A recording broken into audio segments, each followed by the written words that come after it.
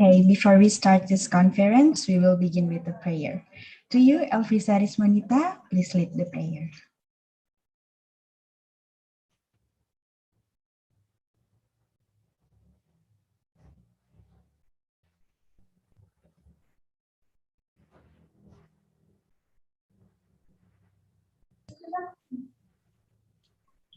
Thank you, Fidi. Now, everyone, I will lead the prayer.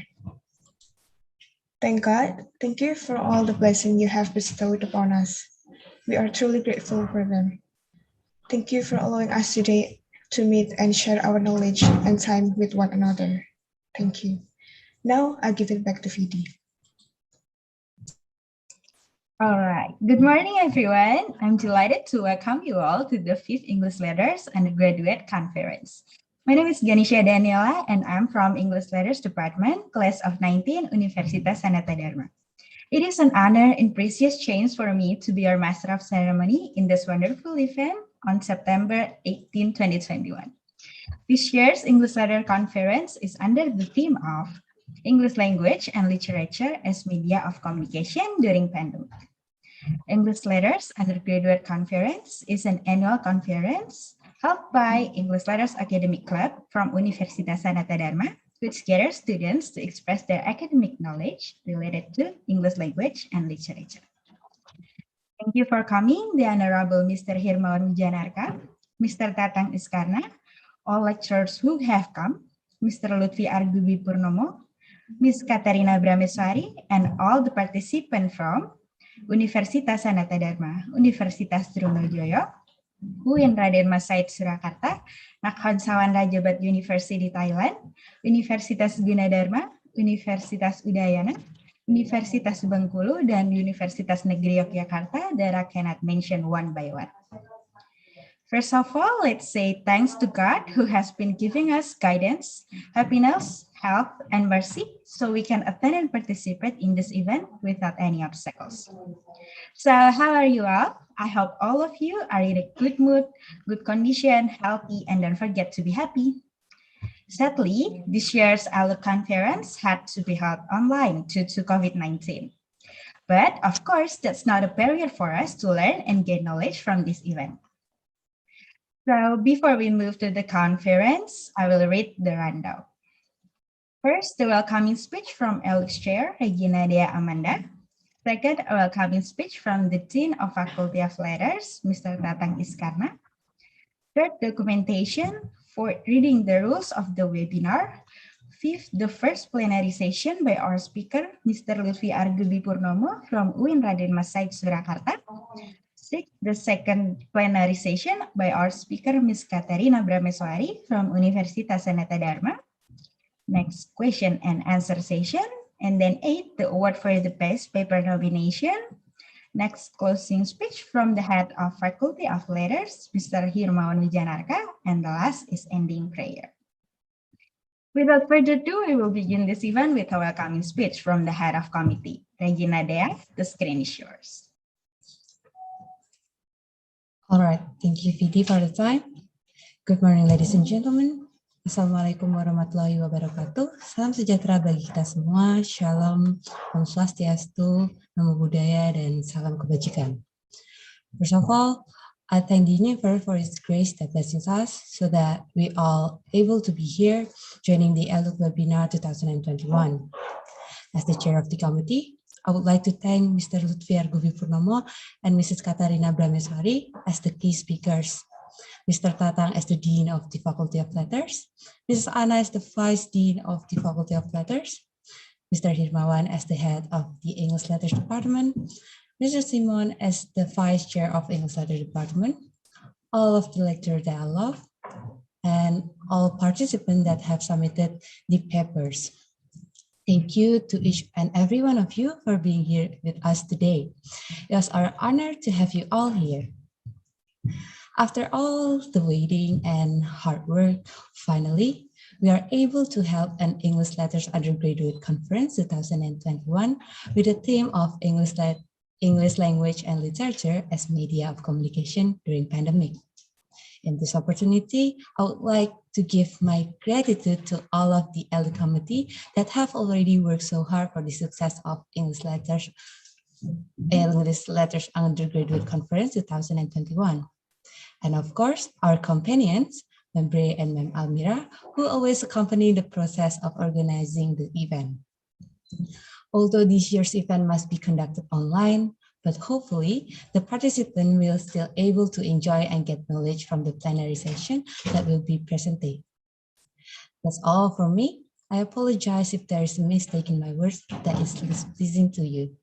With all honor, please enjoy the event. Thank you. I give it back to you, Vidi. Okay, thank you, Regina Dea, for the welcoming speech. Next, we will hear a welcoming speech from the Dean of Faculty of Letters, Mr. Tatang Iskarna. Mr. Tatang, the screen is yours. Hello, everybody. Good morning. I'm very happy this morning to have you all in this English Letters Undergraduate Conference. First of all, I'd like to say welcome to the Department of English, Faculty of Letters, Sanata Dharma University, to all participants, and then also distinguished speakers, Dr. Lutfi Purnomo and Bu Katarina Prameswari, Master of Humanity. Today, we are discussing a very essential and important topic, communication through language and literature. This is very challenging and interesting topic, as we know that communication is important part of our life. Every day we have to deliver what is in our mind or the message to our partners, to the people around us. The most important thing is that the message should be exact, precise, as what we mean in our mind, and accepted to what our listeners. Yeah, and sometimes communications needs three things. Yeah, the first one is the right and exact message, and then the second one is it should be in accordance with the context, and also it conveys some aesthetic aspects. Yeah. So today I think it's right time to share what we experience, what we have researched in our academic activities about language and literature as media of communications. I'd like to thank you, Dr. Luffy and Bubre, for your idea and thoughts that we are going to listen to. And then also thank you for all participants who have taken part in this conference. Thank you for submitting the papers and also all the ideas and thoughts that will be shared in these occasions. And then I'd like to thank you for all the committee members, especially Regina De Amanda, Kartika, and all members whose name I cannot mention one by one. So I really appreciate your hard work. And the last but not least, have a nice conference and have inspiring discussions, and have a nice day. Thank you very much. Okay, thank you, Mr. Tata, for the warm welcoming speech. All right, we will start the documentation session. We kindly ask all of the participants and committee to turn on the camera on your device. I will ask for help from the publication team to direct the participants and document this event. Thank you, Vidi. Now I will lead the documentation. For all participants, please turn on your camera.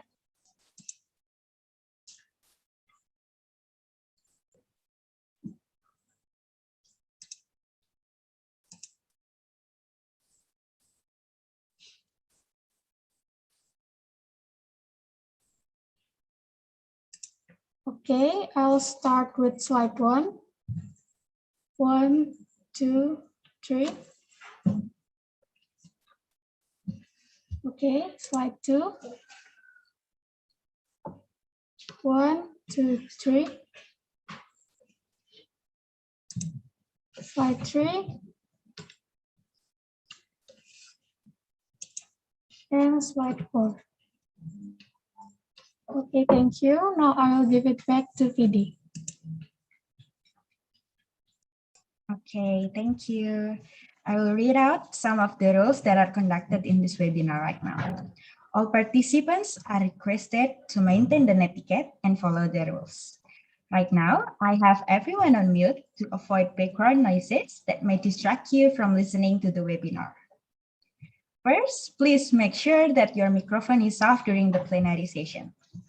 If you would like to express something or ask a question, please use the hand feature during the question and answer session. Or you can write the question on the chat room in Zoom. And if we cannot answer your question during this conference, we will summarize the response and send them to you afterwards. Second, please identify yourself. Before you start to speak, please state your name so we know who is talking. Third, please speak slowly and clearly. This is to make sure that everyone can follow your point in its entirety. And the last is, the Zoom chat room is used only to ask questions related to the presentation. Okay, right now we will enter the main session, which is moderated by Maurice Herbrata. Maurice is one of the outstanding students, and some of his achievements are as follows. First, the Brito High School Presidium from 2016 until 2018. Head of Missionaries of the Santa Maria Bunda Allah Church for the period 2016 until 2019. Treasurer of English Debate Society Sanata Dharma for the period 2020 until 2021. Historypedia Novice Grand Finalist Debate Competition. Co-ed Past Speaker Historypedia Debate Competition. Delegation of Kompetisi Debat Mahasiswa Indonesia 2021. And now we will move to the plenary session. Maurice, the screen is yours. All right, thank you very much, Vidi. So good morning, participants. Let me introduce myself. My name is Maurice, and I will be serving as your moderator for today. First of all, I would like to thank to all the presenters and participants for joining this conference. Before we start the presentation, I would like to let you know that there will be 2 speakers for this conference. For the first speaker, we have Mr. Lutfi Arkubi Purnomo from Universitas Islam Negeri Raden Mas Said Surakarta. Mr. Lutfi here is a lecturer in English Literature, Universitas Islam Negeri Raden Mas Said Surakarta from the Department of English Literature, Faculty of Tarbiyah, Universitas Islam Negeri Raden Mas Said Surakarta. Mr. Lutfi research of interest are linguistic, gaming translation, and social media communication. For his education, he has Bachelor in English Literature from Universitas 11 Maret, Master degree in Translation Linguistics from Universitas 11 Maret, and Doctor degree in Translation Linguistics from Universitas 11 Maret. All right, good morning, Mr. Lutfi. Are you here with us now? Alhamdulillah, good morning. All right, good morning, Mr. Maurice. Lutfi. How are you today? Alhamdulillah, it's in great shape. Okay, thank you very much, Mr. Lutfi. It's a pleasure to have you here with us, and we cannot wait for your presentation. All right. For the second speaker, we have Ms. Katarina Brameswari from Universitas Sanata Dharma. Ms. Bray here is a lecturer in English Language Department from Universitas Sanata Dharma. Ms. Bray's fields of interest are post-colonialism, eco-criticism, culture and identity, and English education technology. For her education, she has English education study program from Universitas Sanata Dharma and English language studies concentration in literature from Universitas Sanata Dharma. Good morning, Ms. Bray. Hello, good morning, Maurice. How are you? I'm doing well, thank you. How about you, ma'am? I'm also good. Thank you, Maurice. All right, it's nice to have you here, Ms. Bray, with us, and we cannot wait also for your presentation. All right.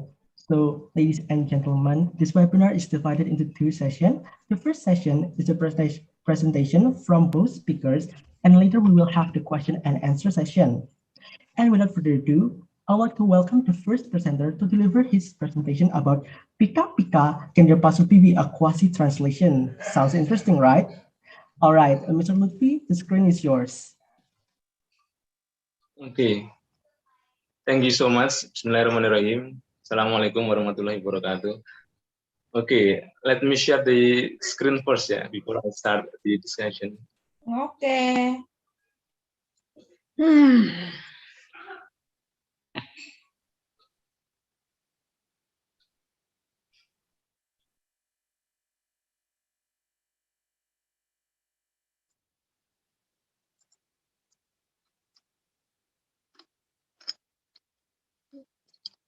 Okay, first of all, I would like to express my gratitude to the Dean of Faculty of Letters, Bapak Dr. Tatang Iskarna, and then the Head of English Letters Department, Bapak Dr. Wijanarko, Hirmawan Wijanarko, and then Editor-in-Chief of JOL, Bu Arina Istiana, and then ELUC, English Letters Academic Club of Sanata Dharma, and then all of the committee of ELUC.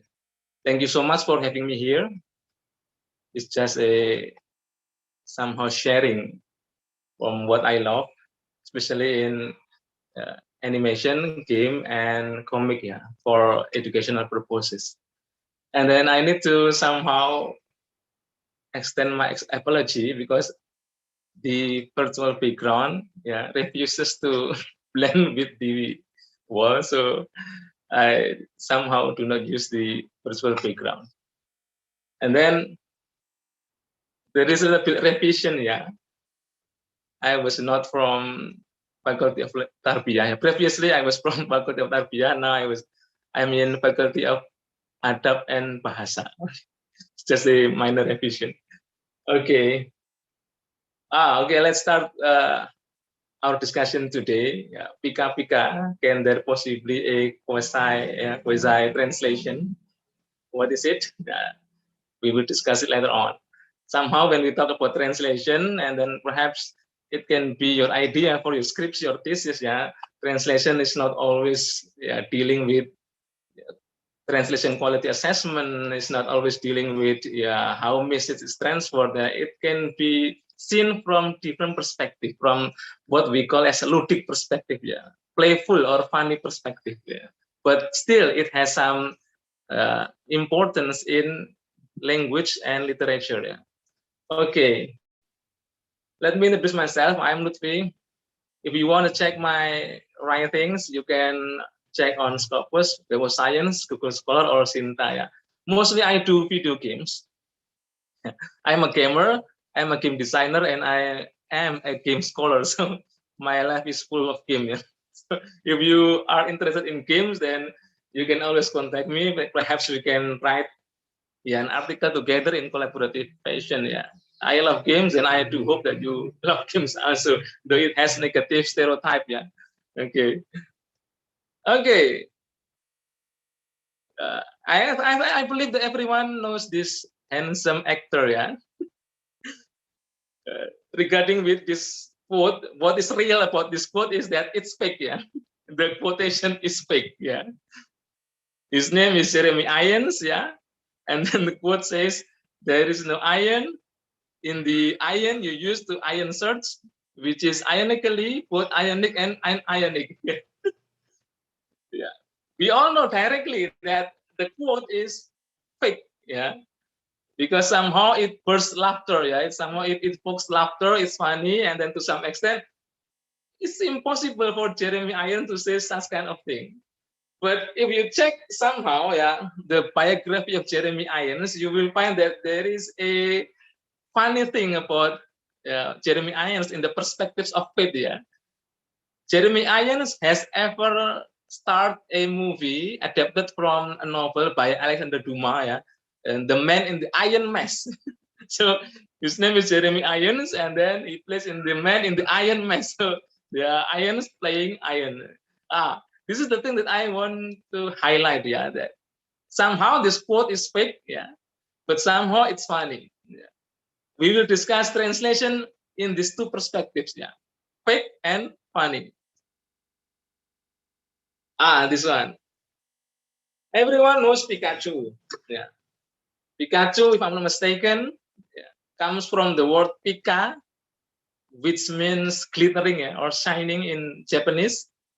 And chu is an onomatopoeic expression or sound of a mouse. Yeah. So basically, when we talk about Pikachu or we refer to Pikachu, Pikachu is a shining mouse, yeah, glittering mouse. And when we watch Pokemon, somehow we often find there are scenes in which the characters, yeah, the human characters, yeah, are talking to Pikachu, and somehow the human characters, in this case Ash, yeah, Ash Ketchum or Satoshi in Japanese version, or in Indonesia it is called Ali, yeah. In 1997, when Pokemon was broadcasted in Indonesia, the name was localized, yeah, into Ali. Yeah. So Satoshi and then Ash in English and then Ali in bahasa Indonesia.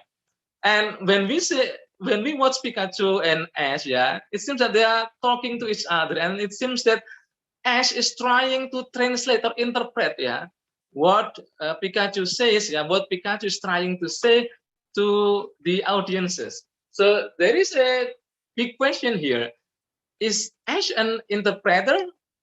Yeah. Does Pokemon somehow provide a language? Yeah, every Pokemon has a language. If it has a language, is it called Pokemonist? Or somehow when Pikachu talks in Pika Pika Pika, is it called Pikachuist? It's something that we need to somehow see it in scientific perspective, yeah, in language perspectives. In language perspective, there is a domain of translation which discuss this thing. Yeah, we will later discuss about this one. Okay, and then when we summon this one, yeah, Hitler rants, yeah. Since 2015, yeah, Hitler rants parodies have invaded the internet, yeah, and it has been invading the internet whenever there is a new phenomenon or global issue, yeah. Even when iPhone 13, yeah, somehow was out, there was a Hitler rant parody of iPhone 13, yeah.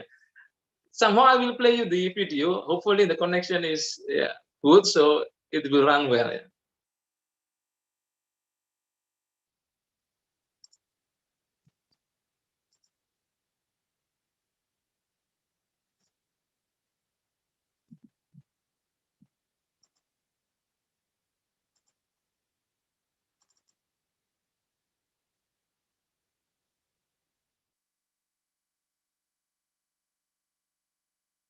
It's not yet seen, yeah, somehow.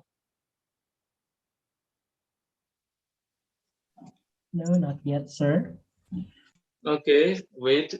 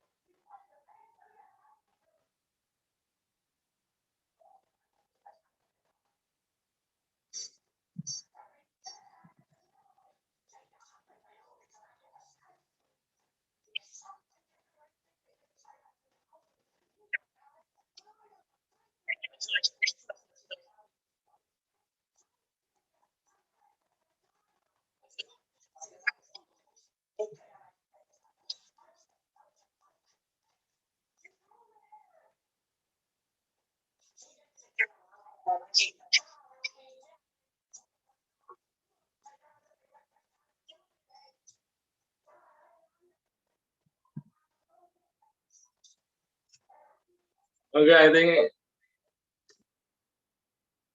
Wait. Okay.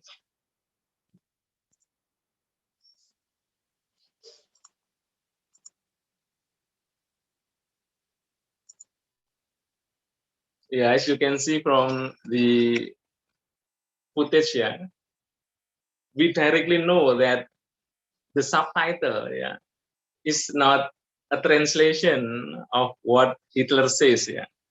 So it's directly somehow we have an immediate cognition that the subtitle is not the translation of the uh, words said by Hitler. Somehow, yeah, this is a translation also in the sense of transferring message, but in a different sense of translation like what we used to know. And then if we check Hitler's range, yeah, all of the footages are dealing with social issues, yeah.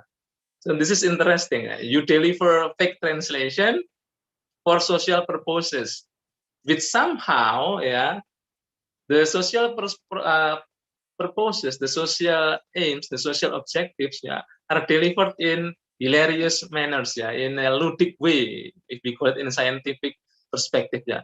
So there is a function of translation in philosophical or paradigmatic domain which somehow addresses social issues.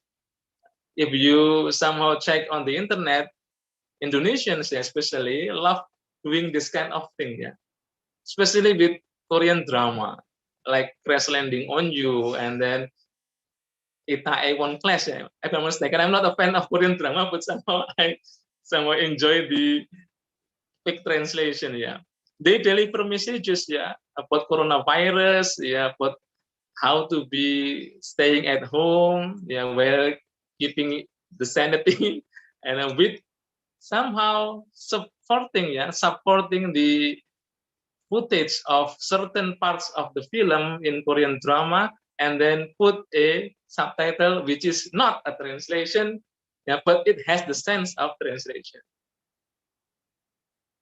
For example, this one, yeah, Captain Ri. My wife somehow loves this Korean drama, but I do not understand what this Korean drama, yeah, is about. Yeah. Uh, my wife explained to me that it tells about North Korean and South Korean, yeah, falling in love, and then somehow because of differences they have to, yeah, be separated. Yeah. But when coronavirus, yeah, somehow invaded, yeah, last year, then Indonesians especially, yeah, they are trying to promote, yeah, stay at home, pray at home, work at home, yeah, through, yeah, using this footage, yeah, a lot of footages in Korean drama by having a subtitle which is not a translation. The subtitle is intended only to deliver, yeah, messages, yeah, social messages through, yeah, entertaining manners. Let me play you the footage.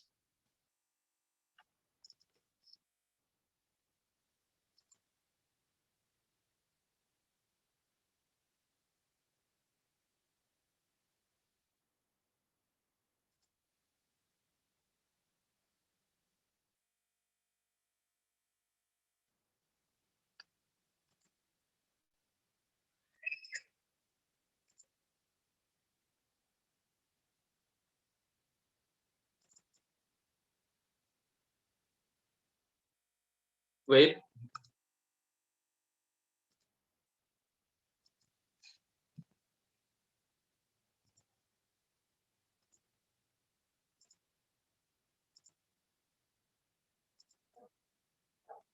This is the footage. Captain Ray and Miss Lover.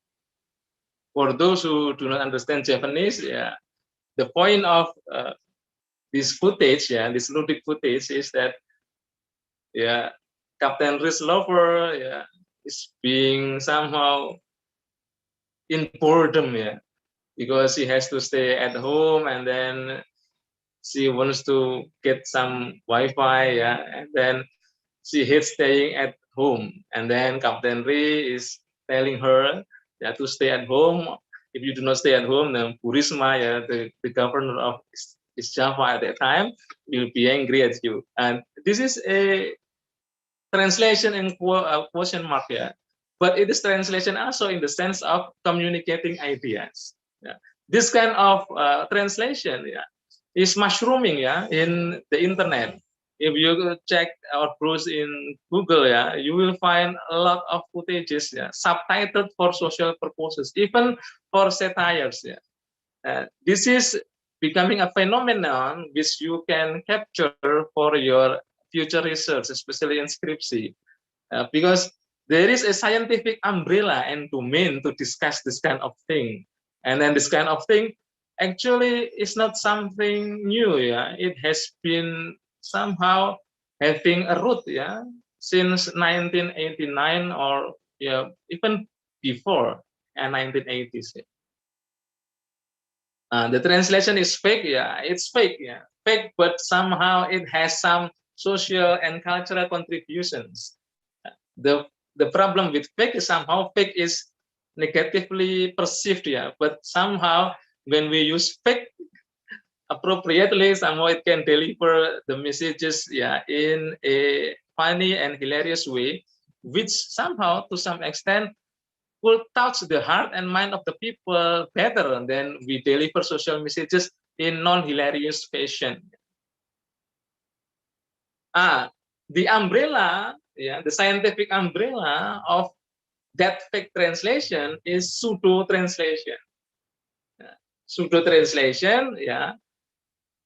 If you read Thory, yeah, Gideon Thory, yeah, 1995 and 2012, yeah, it deals with proving whether a text is a translation text or not.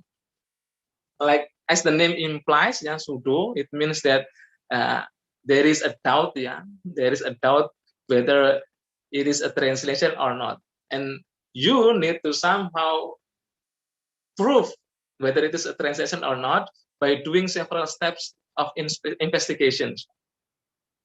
The example of pseudo translation, yeah, you can see from, for example, this famous person, yeah, Sir Richard Francis Burton, yeah, Gutenberg. Yeah.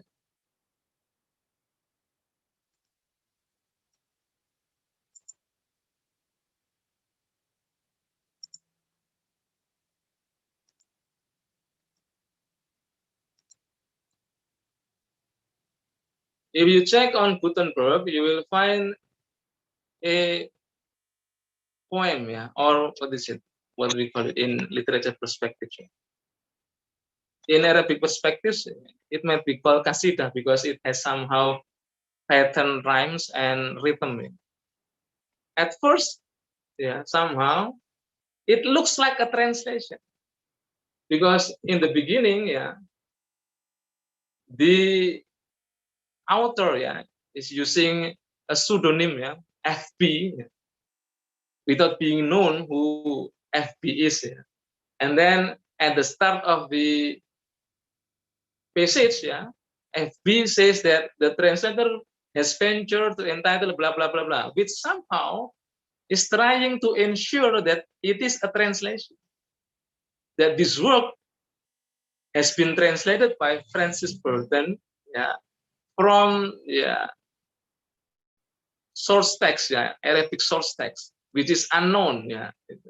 But when somehow there are scholars trying to prove whether it is truly a translation or not, it was found out that it was not a translation. It was Francis Burton's original writing. Francis Burton fixed it to make it as if it is a translation. This kind of thing has been somehow very common in literature perspectives, because pseudo translation, if you read Susan Basnet in 1998, has been widely accepted as a way to introduce cultures through faking. So fake is not always bad. Being fake somehow can be a good way to introduce something. If you read more regarding with pseudo translation, even some politicians, I will not mention the name, use fake translation, use pseudo translation to somehow legitimize their positions. Even in the history, there was a ruler. I will not mention the name. I don't apologize to avoid controversy.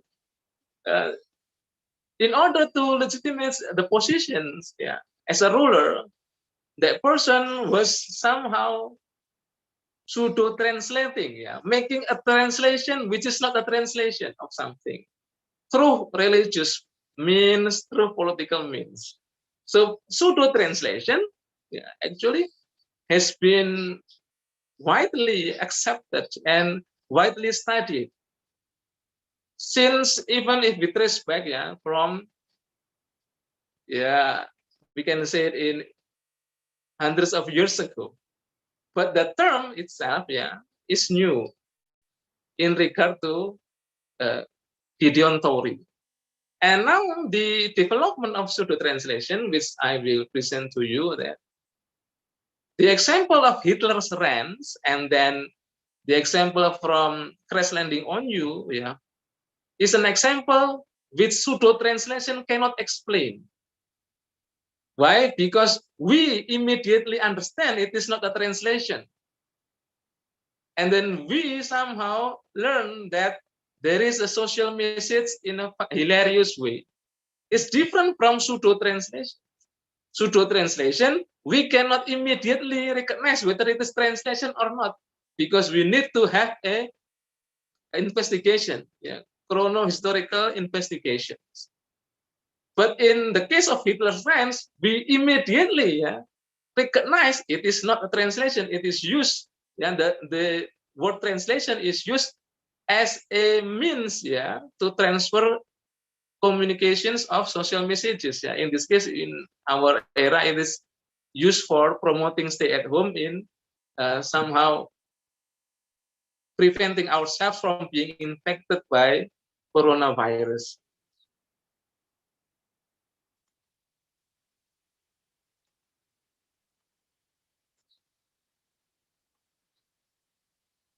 This one, pseudo translation characteristics. There are two characteristics, basically, of pseudo translations. First, in the pseudo translations, we have to take some procedures to reveal whether a text falls into the category of translation text or not. We need to understand what is called by proportional signals, language signals in the form of syntax or its semantic features, whether it is a translation or not. And it is a very somehow exhaustive work to reveal whether a text is a translation or not. But it's different from the translation which I propose, which I call as quasi translation, yeah, we immediately recognize that this is not a translation. In pseudo translation, non-immediate recognition applies, yeah. So that's why it's hard to reveal whether a text is a translation or not. And then second characteristic of pseudo translation is that it focuses on revealing the status of being translated. And it is different from quasi translation, which I propose. The focus is to deliver some messages, yeah, to communicate well, to communicate ideas through translation-like fashion. If you read Umberto Eco, yeah, translation specialist, scholar, and translator, he ever said that translation is the art of failure, yeah? The art of failure. So this definition is unique in the sense that somehow the emphasis of translation is communication. Yeah. If we are somehow stuck in translation, then, for example, when we check scripture, for example, in Sanata Dharma, perhaps you can check the scripture of your upper semester sisters or brothers, or in my university, in Aden Masaid, if I check scripture of my students, yeah, when they talk about translation, it's always dealing the same thing, yeah, translation techniques and then translation quality, yeah, the untranslatability of a translation is always mulling and that kind of thing, yeah. But there is nobody yet discussing scripture talking about translation in different perspectives, yeah. Translation in translation-like fashion, yeah. Perhaps you can address this issue further on, yeah, when you write your scripture. If you check on Hitler's Land, which I have played the video, yeah, even the Hitler's Land has a, what is it, a lot of uploads, yeah, and then the views are somehow massive, yeah. It indicates that people, yeah, tend to agree, yeah, or tend to somehow recognize this as a media of delivering social messages. So they tend to somehow like this kind of video because it's funny. Though it's funny, somehow it has some educational value, some social messages. And then they understand well that it is not a translation, but it has a translation version in which we can understand, yeah, how a certain video is creatively modified, yeah, in order to deliver some messages. And in the perspective of communication media, yeah, when a footage is changed, is modified, actually there is a subversion, yeah. But the term is very somehow wild, yeah, subversion, subverting and repurposing, yeah, to somehow in a truth sense is to hack and then to modify, to repurpose it for different purposes. And it is somehow, yeah, as a medium of promotional purposes also, yeah. The film, yeah, is promoted through, yeah, footages which are intended, yeah, to deliver social messages. You can somehow check the channel of Hitler's Rants parodies. Yeah. There are a lot of things, yeah, which are funny and socially valued. Yeah. Korean drama also. If you read Silva and Gracia, you will find that YouTuber, yeah, somehow is the satirist, yeah, who likes to criticize something through a hilarious way. And then Korean drama, yeah, as far as I'm concerned on this ludic translation, yeah, Korean drama is the target of Indonesians, yeah, in subverting and repurposing videos to deliver social messages. Crash Landing on You, and then what is it? Ita A1 class. Is that correct? Yeah? Is that the correct pronunciation? Is Ita A1 class? And then the work of the Merit and others. Yeah, the most popular one is Crash Landing on You. through many languages, even local languages. You can find Japanese and then Sundanese, Maduranese, other languages, and somehow this locality adds more hilarious aspect and value to the video. This is the translation, the fake translation type, which I propose to complete the typology, the typology of fake translation. Fake translation, is mainly concerned with pseudo translation, but I propose a neologism, a new term, to somehow add fake translation. We call it quasi translation. Quasi means to resemble something. In simplest sense, it is to resemble something, or the thing which has attributes resembling others. Quasi translation, like I have given you the examples from Hitler's Friends and Crash Landing on You, is a fake translation characterized by non-proportional signals. Non-proportional signals, are signals, are language signals which somehow make you learn something that it is something. For example, when there is an alarm, when alarm is ringing, and then our person is stop, or person saying stop, or person saying go away, and then you directly understand the meaning. That's non-proportional signal. In translation, non-proportional signal is just like what Hitler's Friends show. In Hitler's Friends footages, you immediately understand that this is not a translation. Immediately understand without checking it first. Did Hitler say that? Did the German somehow is translated into that subtitle? Now, we do not need that kind of procedure. We directly understand that this is the subtitles of the video are not the translation of what Hitler says, and that's the example of non-prepositional signal. And then characteristic number 2 is that it has indirect mediation.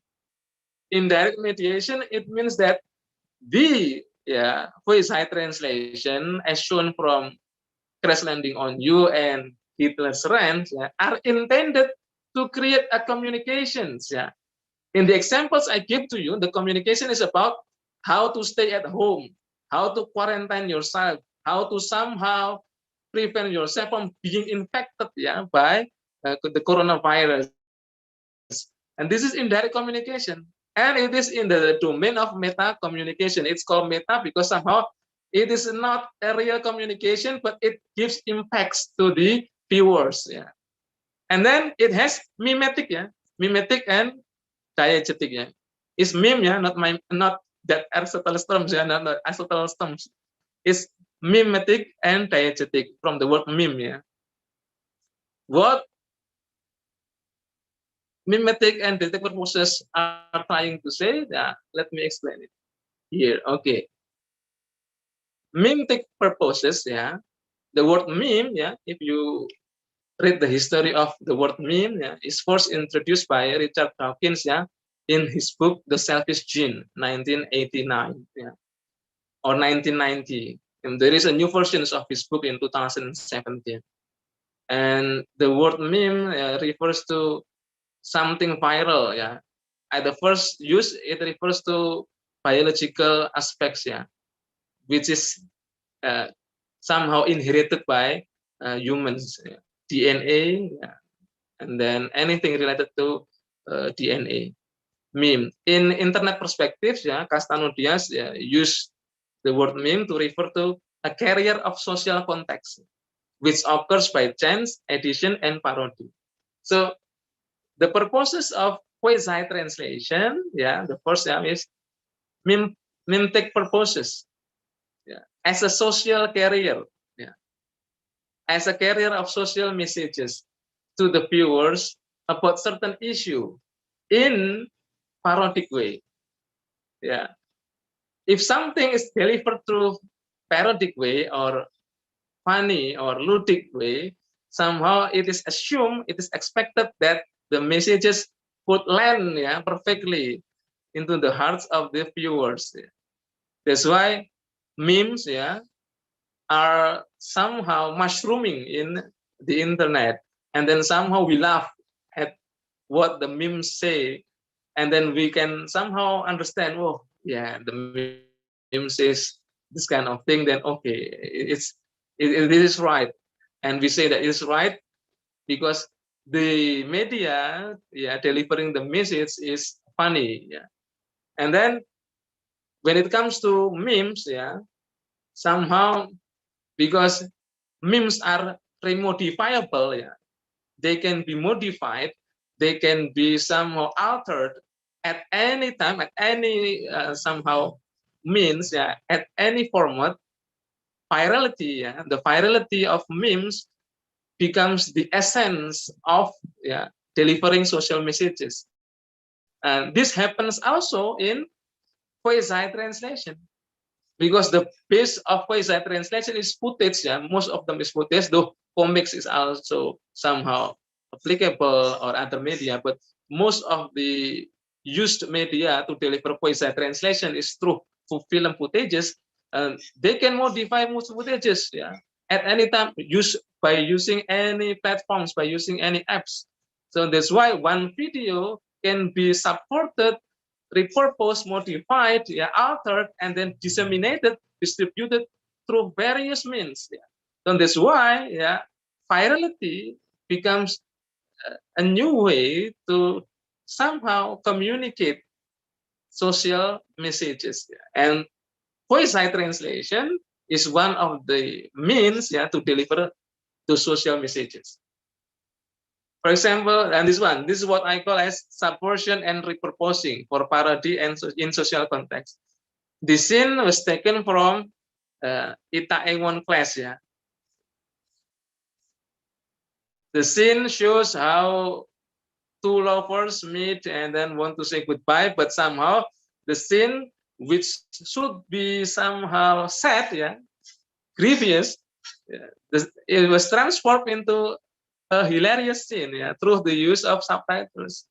A sad scene was transformed, was repurposed into a hilarious scene in order to deliver social message. In this case, it deals with a student who is complaining to her lecturer about study at home, because the lecturer was giving her a lot of assignments instead of holding an online class.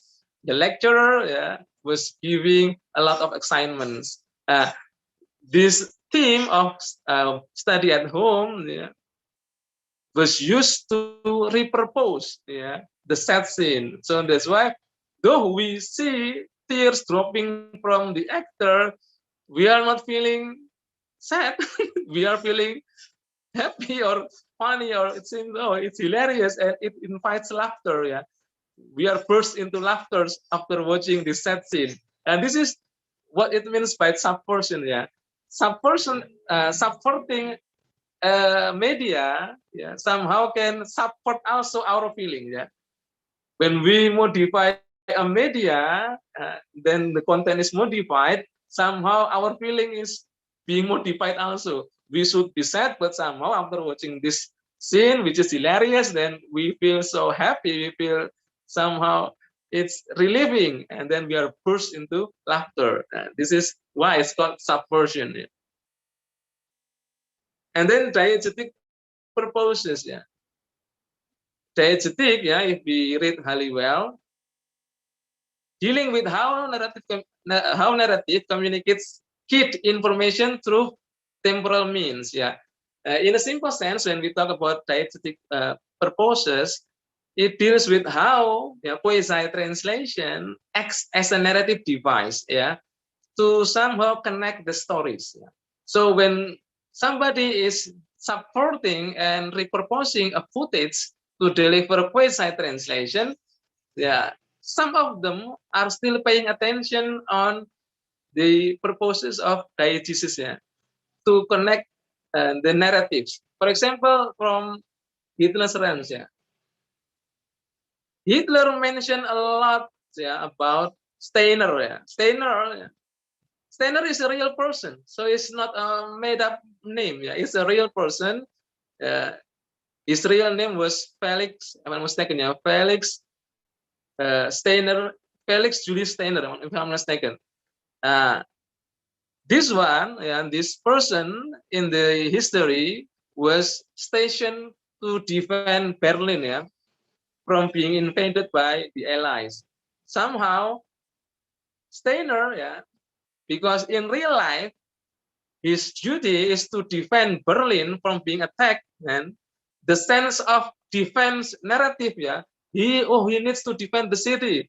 So somehow his role, yeah, was also put on the quasi translation to indicate and then to repurpose Steiner to defend Berlin from being attacked by coronavirus. In the history, Steiner was stationed, was put in charge to defend Berlin from being attacked by the Allies. But in the quasi translation, Steiner was stationed to defend the city from being infected by coronavirus. So the sense of defense, the alignment, the synchronization between defending the city from the Allies and defending the city from the coronavirus is still preserved. And this is what is called as diegetic purposes. Yeah.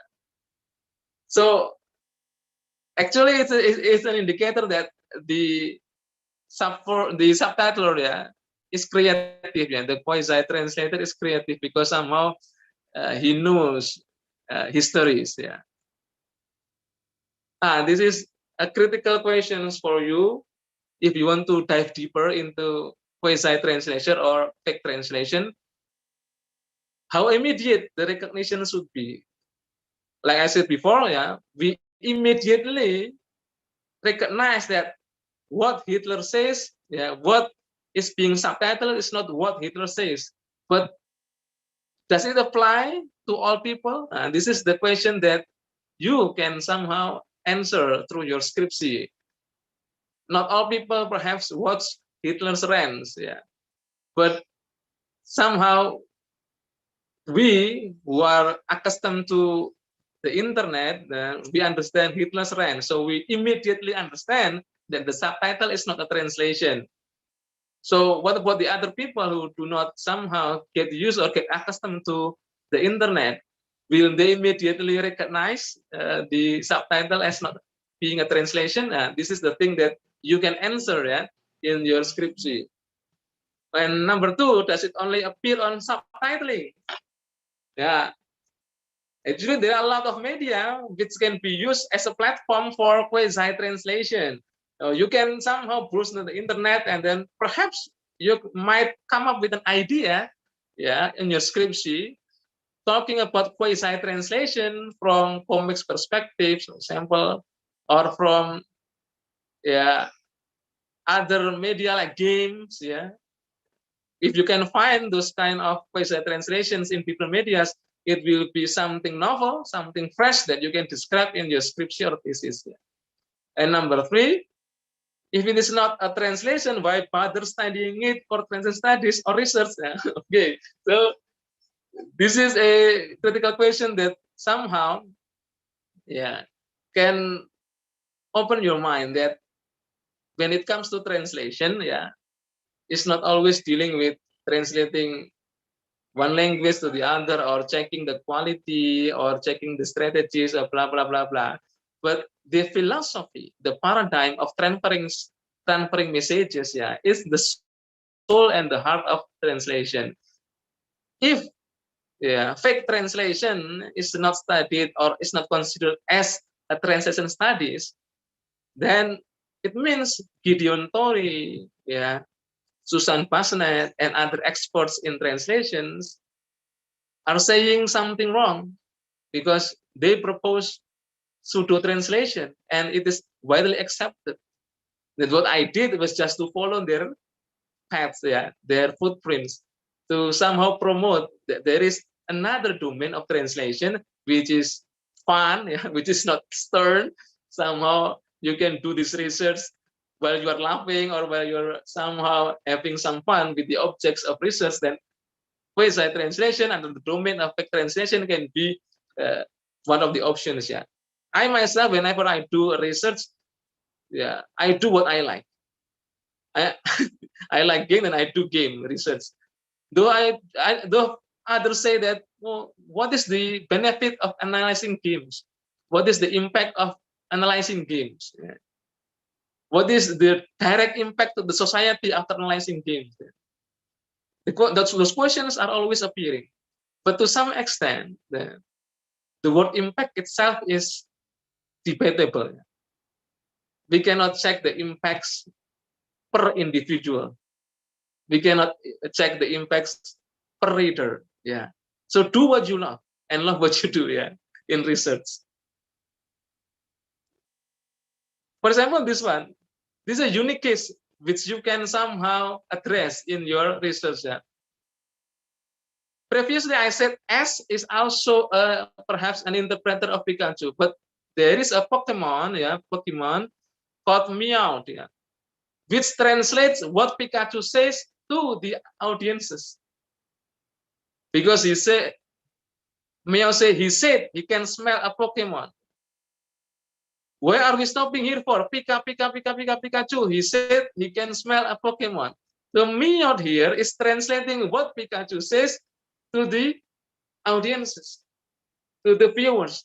You can analyze this. How come, yeah, the word pika, yeah, is translated into, he said he can smell Pokemon. Is there a guideline? Is there a dictionary of Pokemon? Is there a Pokemonese? Is there a Pikachuese? This is the thing which drives curiosity. Yeah. And it is a part of translation also. And then it will be unique somehow because the translator is an animal, yeah, and it is a part of the Pokemon also, and it will be unique if you analyze this one. Then I think it will invite more novelties, yeah, to your research. This is for video game, yeah. Is localization a quasi-translation? Localization means to transfer messages in target culture to make foreign product, yeah, source product, feel being local. Yeah. And video game, we do not call it game translation. We call it video game localization. Yeah. It's rapidly growing in Indonesia. For example, this one. Yeah. This game, yeah, was designed by Digital Arta from Bahasa Indonesia and then localized into English, yeah, for, yeah, North American perhaps, yeah, North American gamers. And then if you check on the screenshot, yeah, jujur cantikan Raisa. And then after the line was translated into English, Raisa was replaced by Kendal. Yeah. I do not know how to pronounce it, Kendal or what. Just like a name of a city, yeah, in Japan, Kendal. And this is unique. This is unique. It is a quasi translation or not? Because Raisa was changed into Kendal. Raisa was a singer. Kendal was a model. Then it is a part of a quasi translation. You can argue it, you can criticize it, you can analyze it. Yeah. This one also. No rain today. I want some hot cocoa. Kenapa hari ini nggak hujan sih? Mau makan Indomie pakai bakso pada. In Indonesian, yeah, the translation is in the sense of localizations. Yeah, hot cocoa was localized into eating instant noodles, yeah, with meatballs. Hot cocoa, yeah, somehow is like an obligatory drink during rainy season. In Indonesia, we do not drink cocoa perhaps in rainy season. We eat or consume instant noodles, yeah, to keep our body warm. And this is a quasi translation or not? You can check it, you can analyze it, and then you can do research about it. This one also from Kome, Naruto. Here, the scene of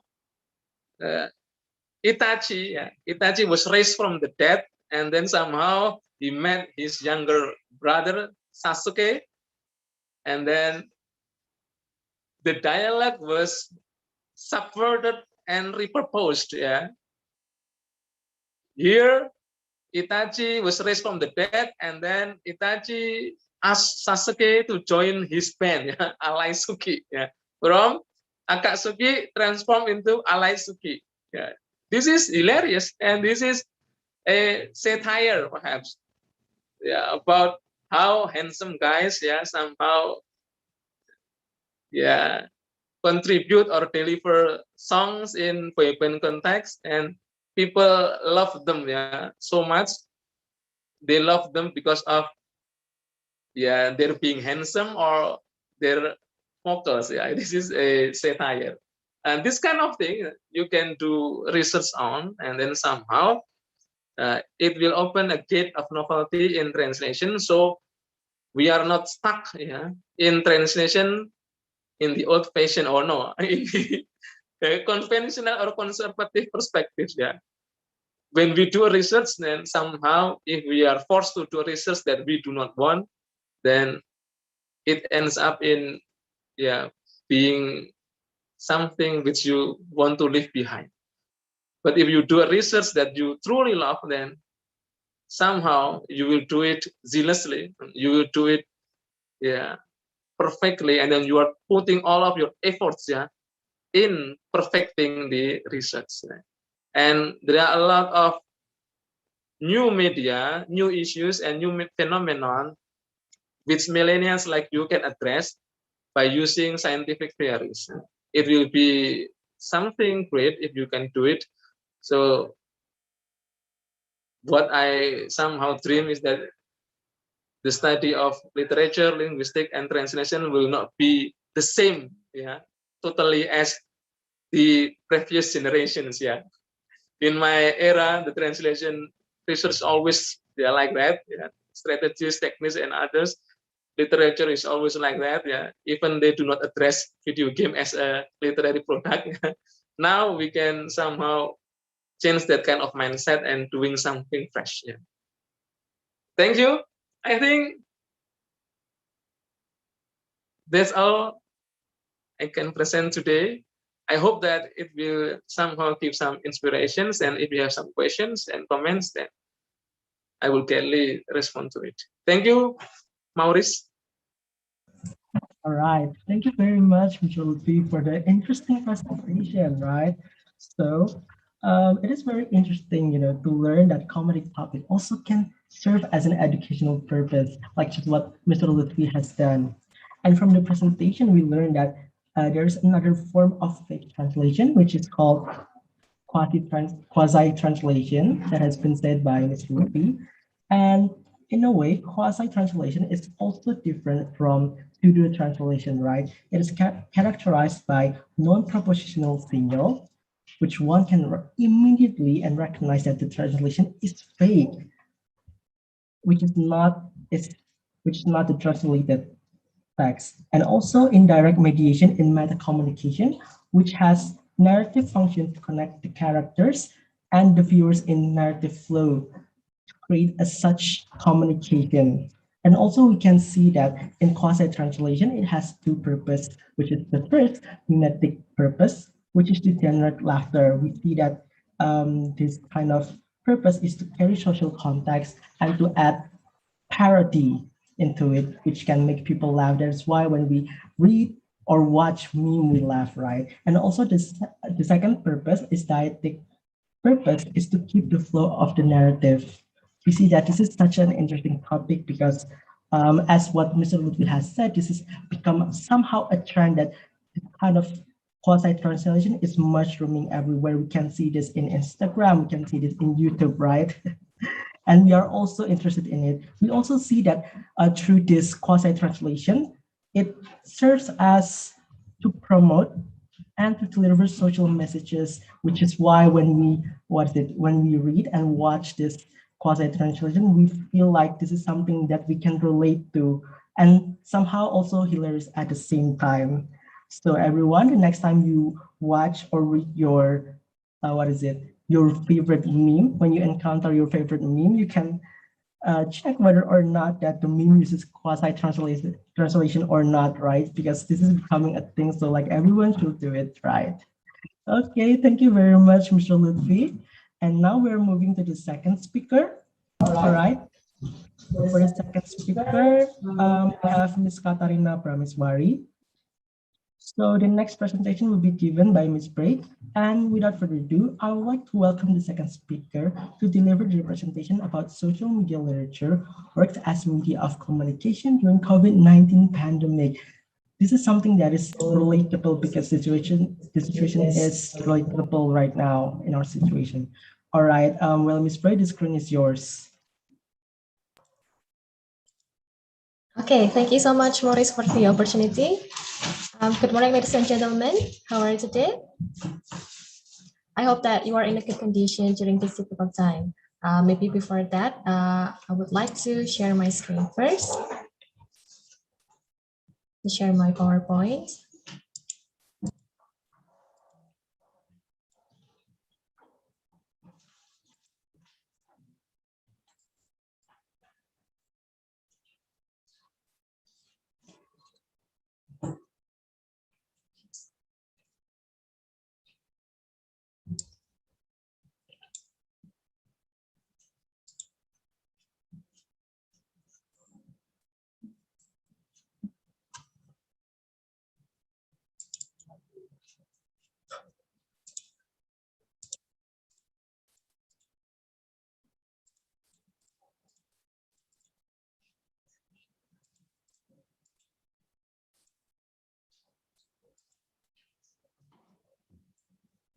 I'm sorry for the technical problem. Once again, let me check my screen first.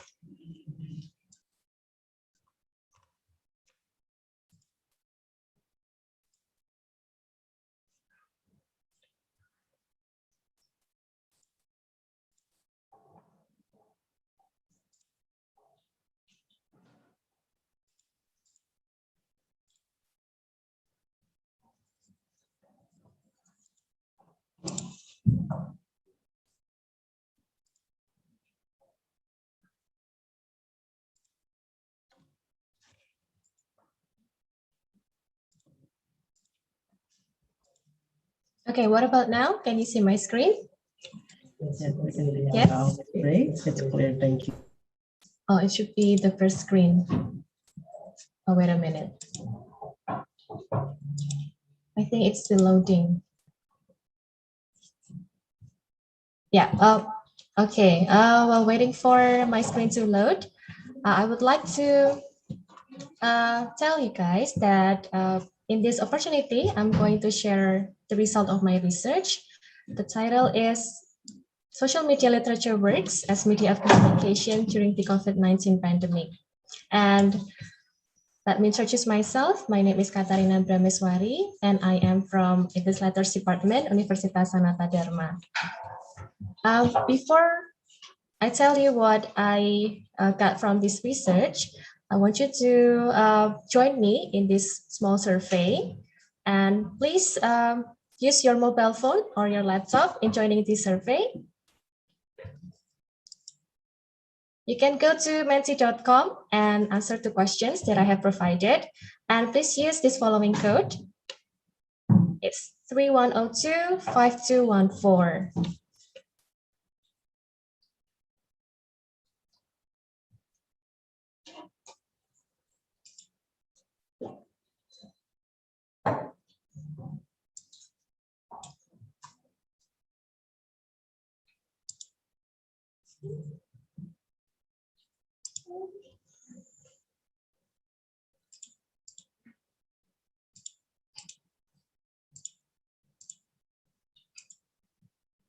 Yeah, the first question is what social media platform that you mostly use during the pandemic? I will give you around 1 or 2 minutes to answer this question.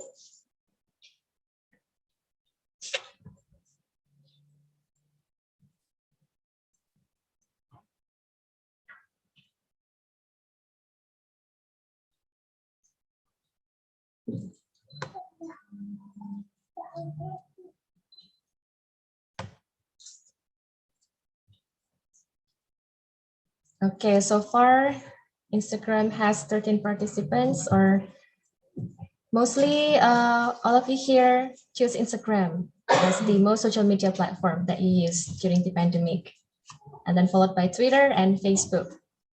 I will wait for another 1 minute.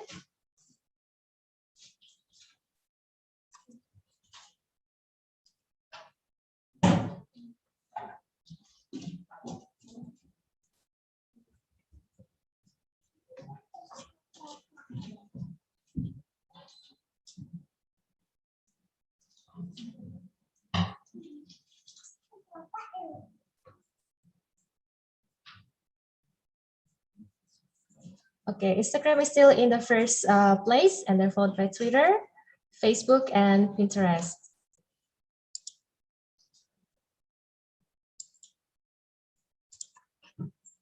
All right, thank you so much for the participation.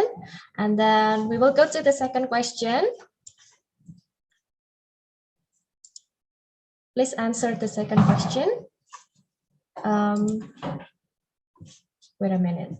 Let me refresh my page first. The second one is related to your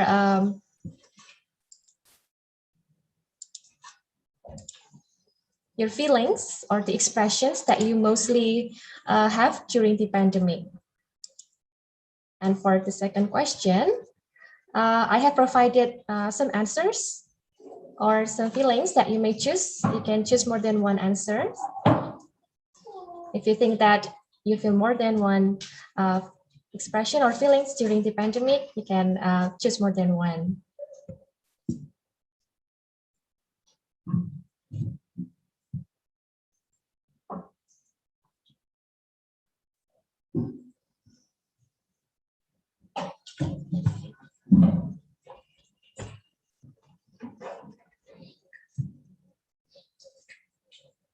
"21 participants chose bored, and then followed by depressed, lonely, anxious, sad.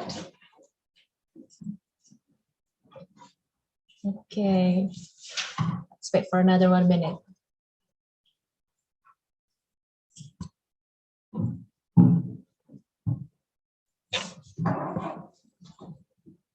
Okay, bored is still in the first place, and then followed by depressed and lonely.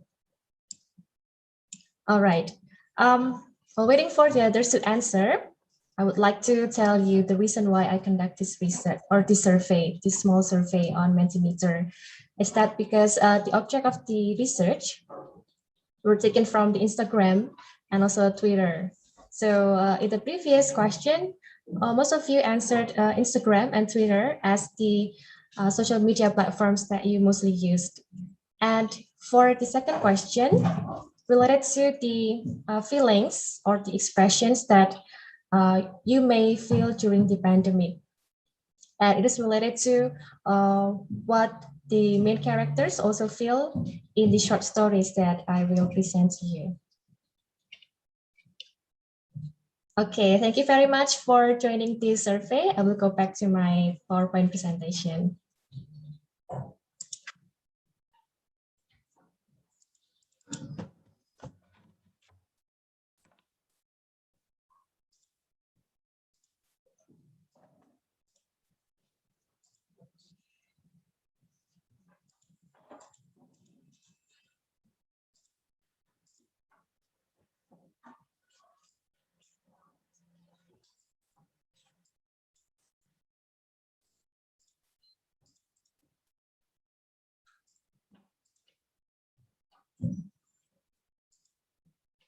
All right. Okay. So before we go to the main problem or to the discussion, I want to tell you some definition of terms that I use in this research. They are digital literature, and then social media literature, and also expressions. First, digital literature is also known as electronic literature.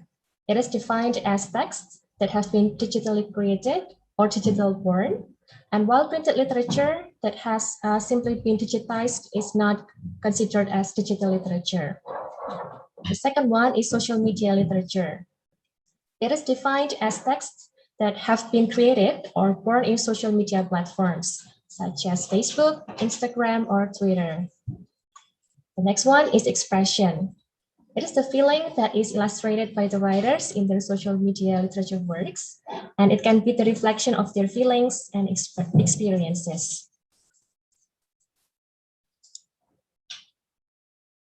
And in this discussion, I will show how social media literature work can be used as media of human expressions during the COVID-19 pandemic.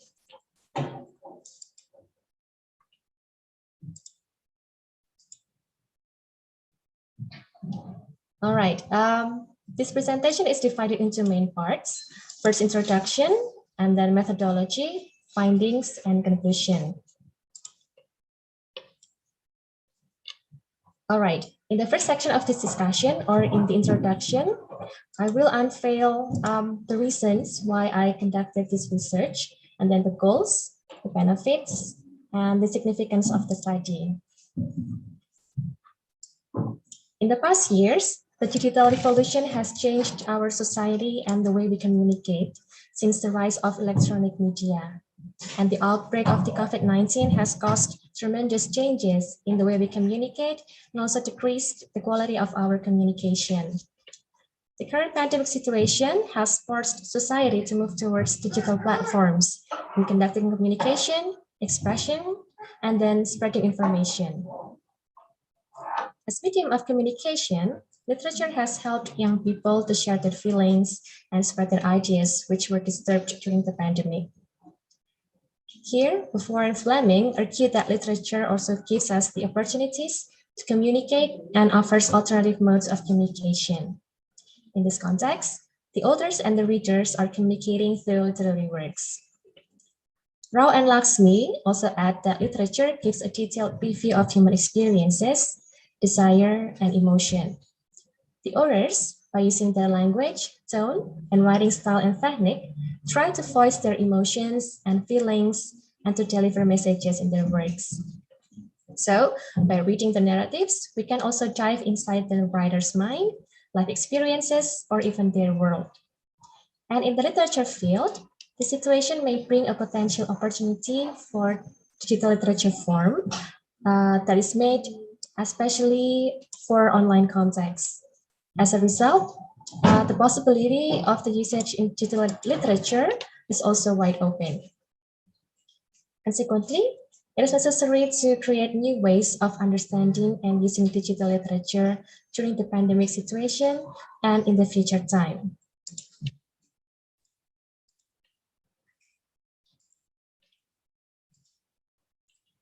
First of the new communication media has led to the development of a new form of expression and cultural development.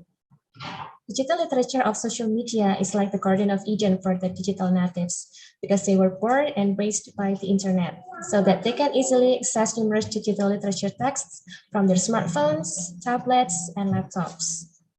On the other hand, authors are free to write and publish their works without any limitations. And due to those benefits, their works can be accessed easily by the readers whenever they are connected to the internet. Moreover, social media literature readers will not be charged by mostly online sources so that they can read the works extensively. Digital literature works, such as short stories and poems, have been expanded contextually and thematically with our everyday life.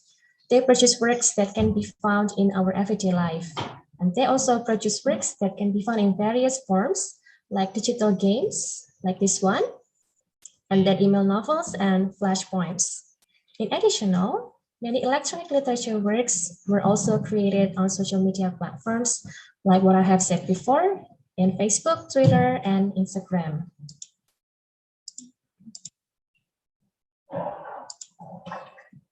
Generally, the goals of this study are to review the use of digital literature of social media as a medium of communication and expressions during the COVID-19 pandemic. Secondly, it highlights the reasons for using social media literature works in the pandemic era and how they may affect the way we read literary works. Importantly, it illustrates the impact of using social media literature in pandemic era and also identifies its common pitfalls. Lastly, I also want to reveal the challenges in the digital literature field in the future time.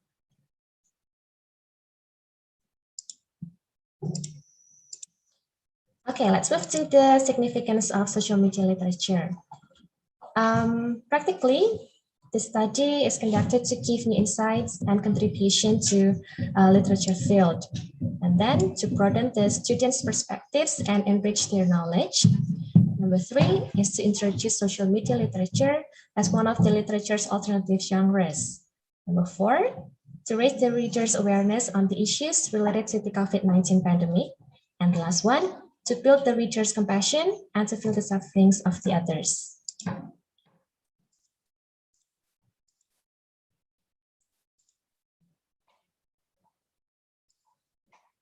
Okay, in Indonesia, the theory of digital literature is still challenging to be discussed because only a few researchers are involved in the scholarly discussion. Moreover, the research on social media literature is also limited. As a result, the previous studies which discussed the issues on digital literature were chosen selectively. There are 3 studies that are used as the stepping stones of this research. The first one is from Hartmanova, Michael Rudin, and Castro Martinez and Diaz Morila.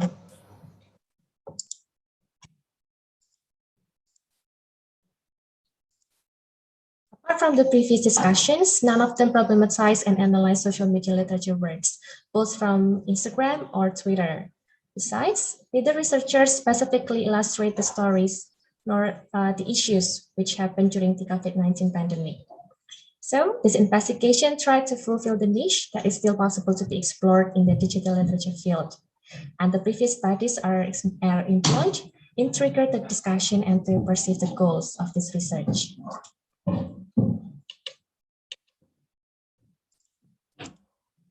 Okay, let's move to the research methodology. I will start from the objects of the study that are used in this research. I took the objects from one of the Instagram platforms at Asian Youth Literature, which accommodates the Asian youth voice to express their feelings. And then in this platform, you can also find stories which promote solidarity in the Asian community around the world. And this digital platform also reflects young people's condition during the pandemic situation, especially among the Asian communities. The encounter between digital technology and literature also resulted in a popular digital literature form. It is widely known among digital readers and it is called as Twitterature, as you can see on the right part, which comes from the word Twitter and literature. Twitterature is a contemporary style in expressing users' feeling, and retweeting is actually a modern way to retell and actualize the works of the author.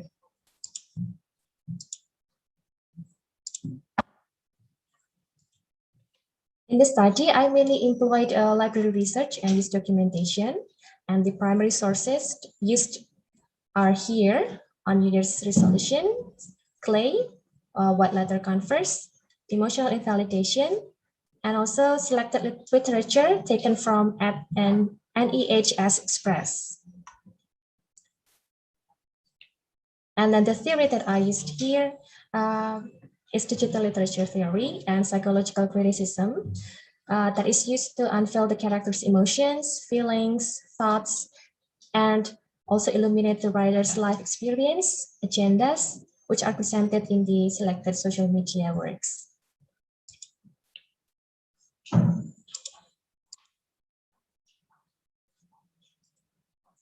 Now we are at the findings and discussion part. The COVID-19 pandemic has changed many people's life in various aspects. This peculiar situation is caused by social isolation during the quarantine. Many young people feel anxious, suffocate, and depressed because they are trapped in their room during the study at home. Sultan finds that during the first year of a pandemic, young people feel sad, angry, helpless, lonely, and even depressed, like what you have already what we have already had before in the Mentimeter survey. And some Asian students even get racial slurs for being the cause of the COVID-19 pandemic. This part will illustrate how social media literature is used as a medium of communication in the selected works.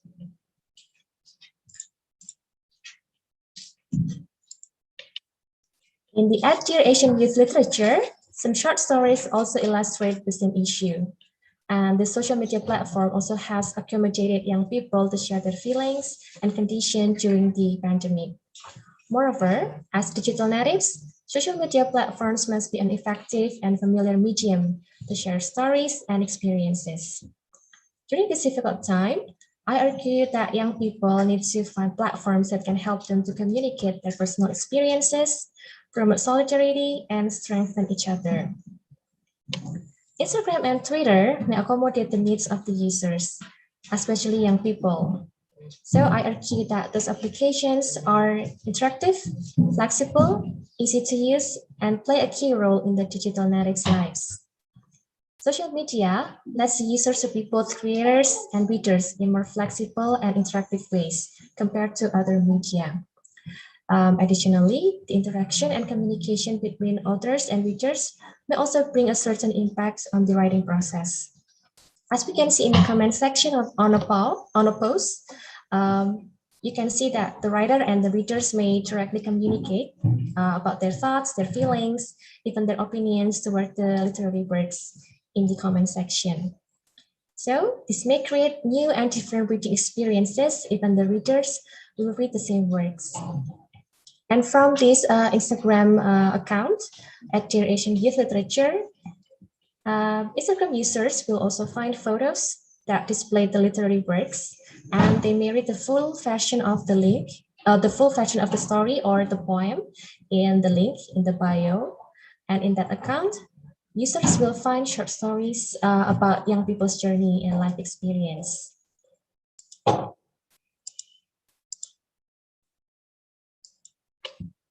Yeah, let us discuss the short stories and also the literature one by one. The first one is written by Amber Ting. The title is On New Year's Resolutions, which illustrates her viewpoints and reflects her feelings during the pandemic. In this short story, the pandemic has totally changed the main character's life. So being trapped in her apartment building during the quarantine makes her feel depressed, desperate, isolated, and anxious. She feels that she messed up during 2020 and her whole self is not ready to get back on track.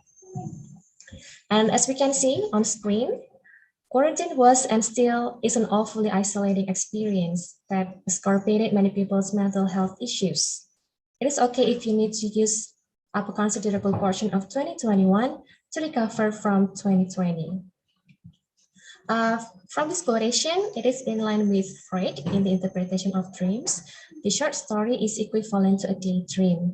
A daydream or a dream represents the wishes, hopes, thoughts, fears, or even hidden feelings in our minds.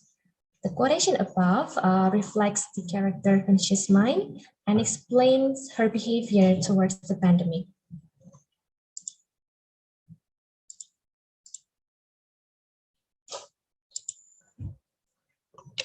Okay, the drastic change that the main character faces during the quarantine has made her feel isolated and pessimistic. She achieves nothing during last year, which makes her feel unmotivated and desperate. It can be seen from the way she dresses on her New Year's Eve.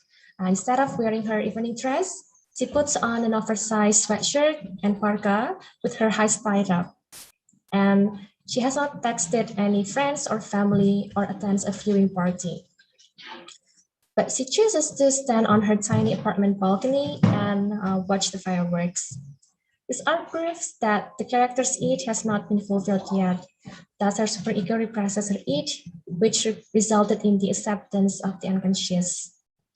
In the short story, the writer shows how the main character tries to accept the condition around her. So here, we can see that the main character's superego works to repress the id back into the unconscious. You are allowed to do whatever you want. because January 3rd, 4th, 5th, or whatever day it is as good a do-over the last.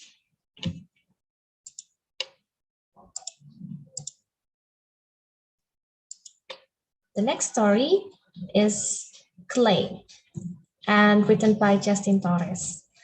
It narrates the struggles of Asian communities before and amidst the pandemic.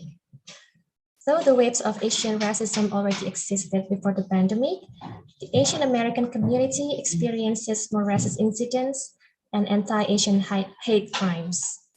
Abrams reports that Asian Americans experience that the spread of xenophobia and anti-Asian violence during this pandemic. Moreover, the racialization of infectious diseases has caused the number of anti-Asian hate incidents to increase by 1,200%. These are in line with the excerpt in the story that more than 800% increase in racist incidents against Asian in the last few years. So from the problem, it can be seen that this condition has widely affected Asian communities, which make their life as fragile as clay. As you can see on screen, the quotation says that it can crack under external pressure. It can break if it's not handled with care. It shows that the effect of racism and anti-Asian violence on Asian people. People do not only make racial slurs on Asian people's appearance, heritage, and history, but also treat them with violence. The clay symbolizes Asian people who need so many hands to shape, mold, sculpt, and give external pressure to shape them or even to break them.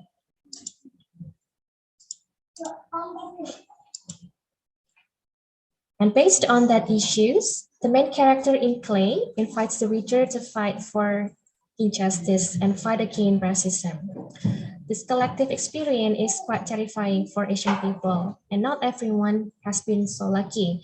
While racism fosters division, pain, and hate, speaking out against it facilitates unity, healing, and love. I am not soft. Unlike clay, no amount of molding and sculpting can change who I am. Unlike clay, I will not break. From this quotation, the main character invites the readers to stand up, raise their voices, and celebrate their cultures proudly. This is for the reason that speaking out against racism is the best way to help the Asian communities right now. Importantly, in the special month of the celebration in Asian American and Pacific Islander Heritage Month, the writer asks us to stop the hands which try to defeat, demean, and diminish the culture. The line shows that the main character's emotional and intellectual development is already in the advanced stage, so that she can satisfy her needs in a positive and socially accepted way.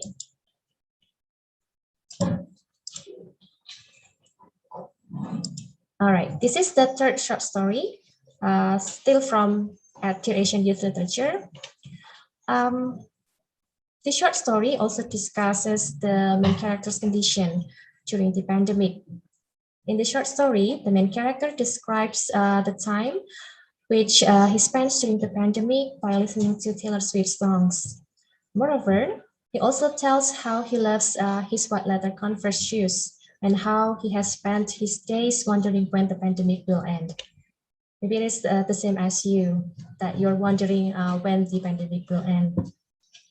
The shoes symbolize his freedom and his life journey before the pandemic, and Taylor Swift songs are his catharsis for the quarantine.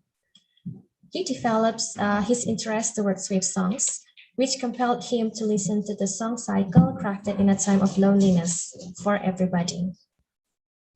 The main character also shares his positive mind and describes 2020 as the year of change that helps him grow to be a better person. From the quotation below, we can see that 2020 is an important year for the main character, even though the pandemic time is difficult, but it gives him important lessons to learn. Let me read the quotation. 2020 was a year of change. It severely deviated from anybody's expectations, but I found new things to love and grasp them in my palms. So for me, this year was not about deviation, it was about growth.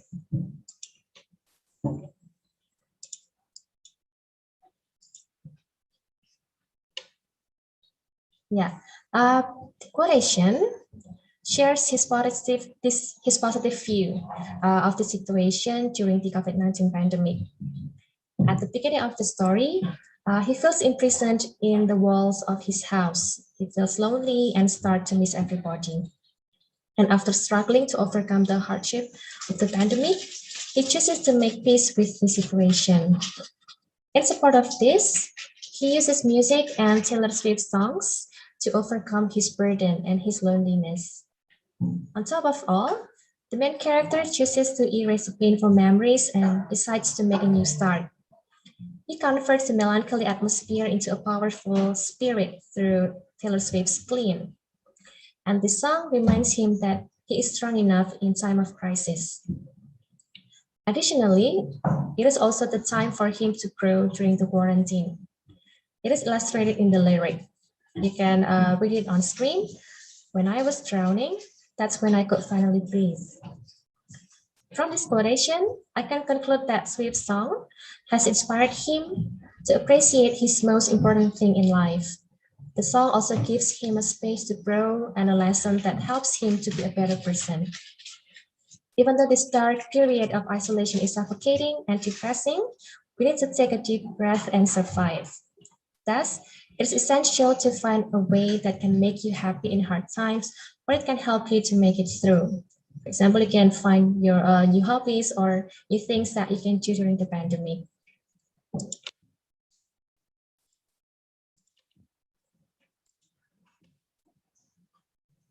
Okay. The next short story is entitled Emotional Invalidation. It illustrates the condition during the COVID-19 pandemic from a different point of view. This work is a manifestation of the writer's own neurosis and the expression of her unconscious desire and anxieties.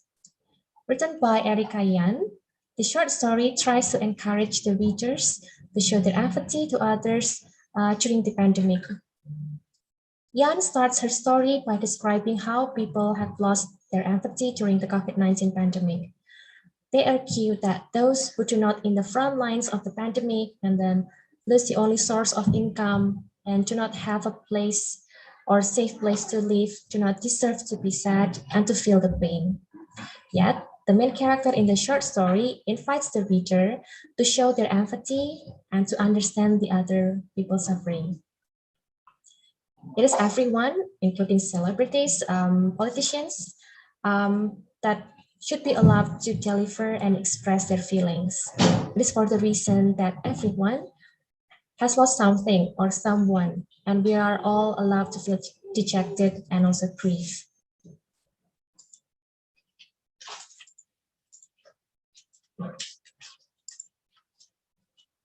I also argue that deterring people from expressing their sadness, anxiety, and hopelessness because they do not have a right to complain is harmful and may lead to certain depression to that person. So the way the main character copes with this situation shows how the superego has worked to repress the age of the people who have lost their empathy toward others. Moreover, the main character also argues that our feelings are valid and important, even though not everyone has been hurt to the same degree. Through the short story, the writer asks us not to suppress our feelings, even though others have worse conditions. All people matter. Our feelings are real and valid. Thus, it is okay to talk about our experiences and difficulties. From this quotation on screen, we can see that the line verifies how a literary word can be used as a medium to express people's feeling. Like, we do not need to experience the absolute words of something to be qualified to talk about our experience with it. And the fact that other people have it worse doesn't mean that our feelings are any less real. The writer, Erika Yan, uses her story to make her voice heard and to help people get through the pandemic. Through the main character in Emotional Invalidation, Readers may explore the character's positivity toward the problems. And the main character also concerned with the issue of mental health, so she wants to share some positivity with the readers. Importantly, the emotional development of the main character has reached the advanced stage, so making her aware to show and feel empathy toward others.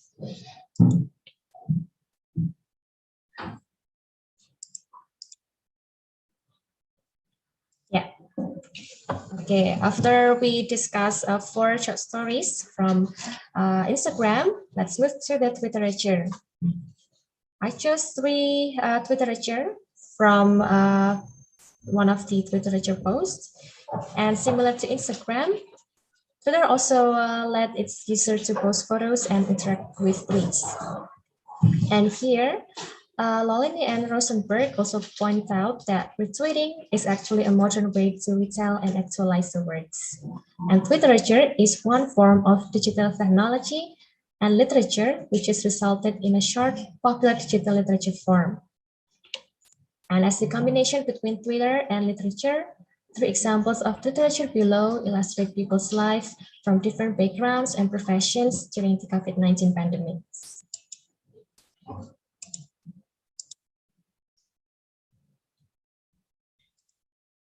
The first literature is from Mia Tan. It's about online school. Maybe most of you, or maybe some of you also experience the same thing as Mia. She forgot to turn off her audio while she ate her breakfast. Yeah, as we know that online learning is both challenging for teachers and students, for they need to spend more time to extra works and give more energy to the teaching and learning activities. On the other hand, the real condition of the students during the study at home is getting worse because they are literally by themselves, only inside their room. Mia Tan writes a literature to share her experience in joining the online classroom. Since March 2020, we have been starting to lose hope and joining the class with zero motivation. Maybe you also have the same experience as Mia. And in her literature, she also shares her bad experience that she has on the online learning. She forgets to turn off her audio when she eats her breakfast during the online class. From her story, it can be inferred that she is probably afraid if her teacher will be angry or punish her. During the online learning, students may experience the same thing with her. For instance, joining the class without taking a bath, lying on bed during the class, or even having their meals just like Mia. The eat of the main character shows how she tries to fulfill her basic needs while she is joining her class, and her classmate telling her that she is unmuted is the superego, which tries to motivate her to behave in a socially responsible and acceptable manner.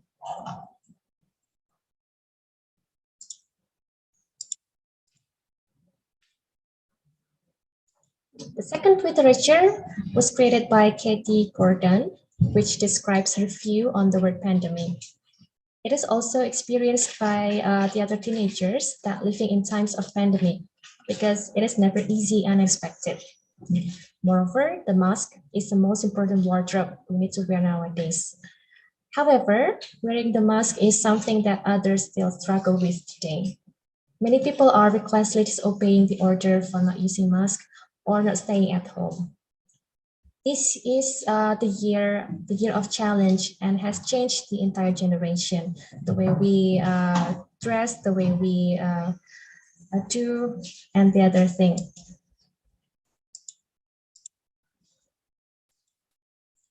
The last literature is written by David Dill, who tells about his Oma. So this is the story about his Oma or his grandmother.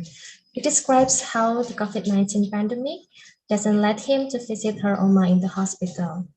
As he writes in the first line of his literature, living in a pandemic time is like ghosting, for the connection is cut off without explanation. And to maintain our health and to keep others in safe and in a healthy condition, we are forced to stay at home and maintain our physical distance. Ghosting also happens to Oma, for his Oma's condition does not let the writer or his family explain the things which are actually happened. Additionally, it is also difficult for his Oma because her routine is disrupted and suddenly she cannot meet her family. From this literature, I argue that the writer's story also reflects things that happen in our society recently. However, by sharing the same experience and problem, people now can deeply connected and grow together.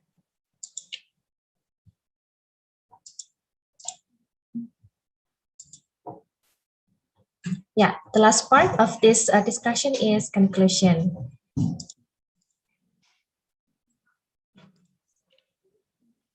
Okay, young people face a complex situation during the COVID-19 pandemic. And by using social media, they can express their feelings and thoughts. And the young writers also ask the readers to stand up and make a change, even though they can only do it at home. Through the social media literature works, the writers share their problems, life crisis, and even their positive thoughts toward the pandemic. As the alternative reading source during the COVID-19 pandemic, digital literature has helped young people to find the answer to their problems and then to communicate with their peers and give support to each other through their stories. In addition, the writers also try to respect any emotions and feelings that come up during this difficult time.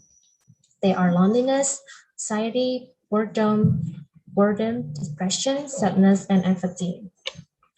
Besides, social media literature can be used as alternative reading sources for researchers, maybe lecturers, or even students during the pandemic. And in the near future, this kind of genre may give a good impact on the literature field because of the fast growth of technology. Importantly, the message found in the story may also help the readers to grasp the global culture, which is one of the digital literature's breakthrough. And furthermore, researchers can explore this field more by using literature for children and young adults theory, since the writers of these digital literature works are teenagers.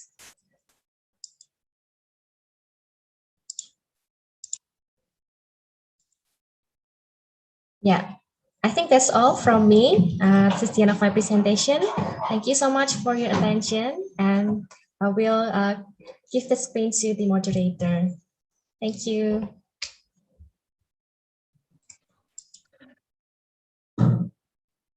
All right, thank you very much, Ms. Prey, for the wonderful and insightful presentation, right? So this is something that is really, really relatable with our situation right now, right?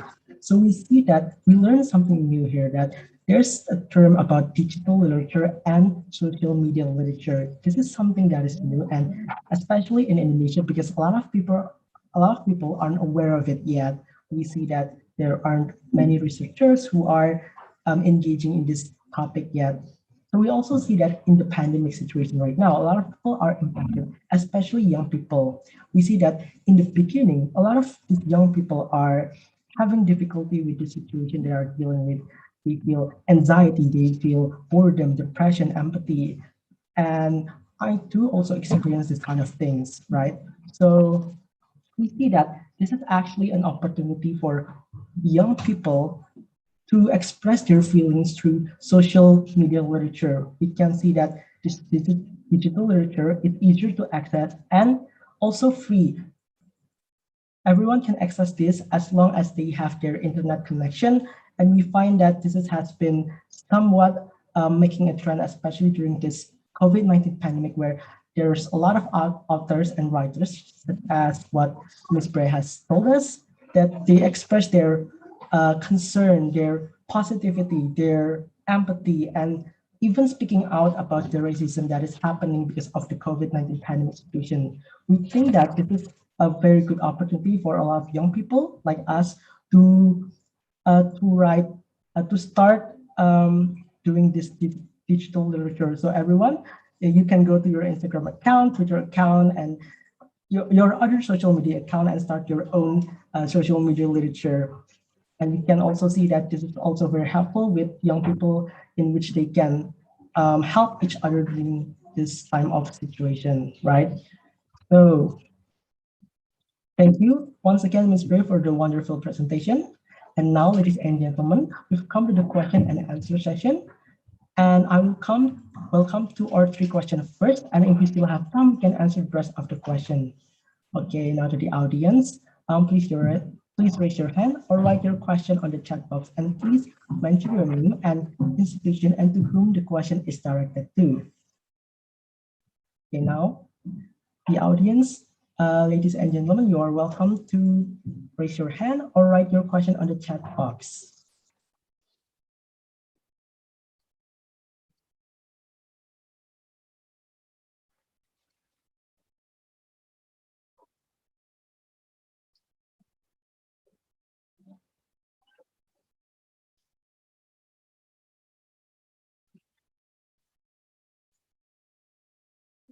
All right, while we wait for the question, I would like to ask both speakers, so to Mr. Lutfi and Ms. Bray, what are the difficulties that you encountered during your research, and how do you overcome that difficulty or challenges during this research?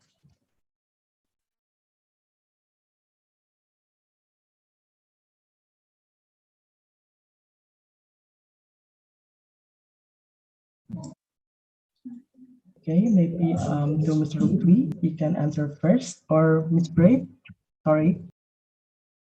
So who should answer first? Is it me or Mr. Lutfi? Yes, you can answer the question first, Ms. Bray. Okay, Miss Bray first. Okay. All right. Thank you so much for the question, Maurice. Is it the things that is difficult for me in conducting this research? Yeah, difficult and the challenges during conducting the research.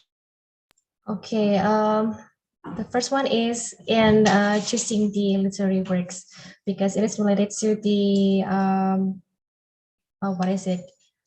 language or literature as media of communication during the pandemic. So I need to find the object of the studies that are related to the topic, especially the media of communication, and which is related to the COVID-19 pandemic. Okay, thank you for the question, Maurice. The most difficult part in my research is watching Pokemon series. Yeah, there are a lot of seasons in Pokemon series. Then I need to make sure which one somehow which could strengthen or support my argument about quasi translation. Yeah. So somehow when I watch the series, then I make sure that there is a conversation, which indicates translation appears, and then I use Google and search engine to limit my studies in my search, by typing like Mew conversing with Pikachu, or and then Ash conversing with Pikachu, and somehow that was very helpful in limiting which series I should watch in order to give an understanding that quasi translation is truly existent, to some extent, in Pokemon. And then for Hitlerlands and Korean drama, somehow I use also Google search engine to help me find those footages, and those are less difficult than watching the Pokemon series. Thank you, Maurice. All right, thank you very much, Ms. Bray and Mr. Lutfi, for the sharing and for the answer. It was wonderful to see that even though it's a challenge and difficulty, that you both can encounter it. Okay. Can I add something, Maurice? Yes, go ahead, Ms. Bray. The other thing is that because of that, I turn to Twitter, so it's kind of difficult for me to find Twitteratures or Twitter. And also because I do not feel most of the feelings that are described in the short stories, it's kind of difficult for me to connect to the stories and also the feelings that are described in the short stories. All right, thank you, Ms. Bray, for that. I don't also use Twitter as well. Okay, it seems we have a question here, and the question is directed to Mr. Lutfi. So, Mr. Lutfi, what is the reason of the existence of pseudo-translations? Okay, thank you so much for the question. Pseudo translation somehow, when authors do not want to be known, yeah, I mean, they want to be anonymous, they want to be somehow hidden, yeah, or concealed, yeah, they use this kind of technique, yeah, pseudo translation, and it is widely accepted. Yeah.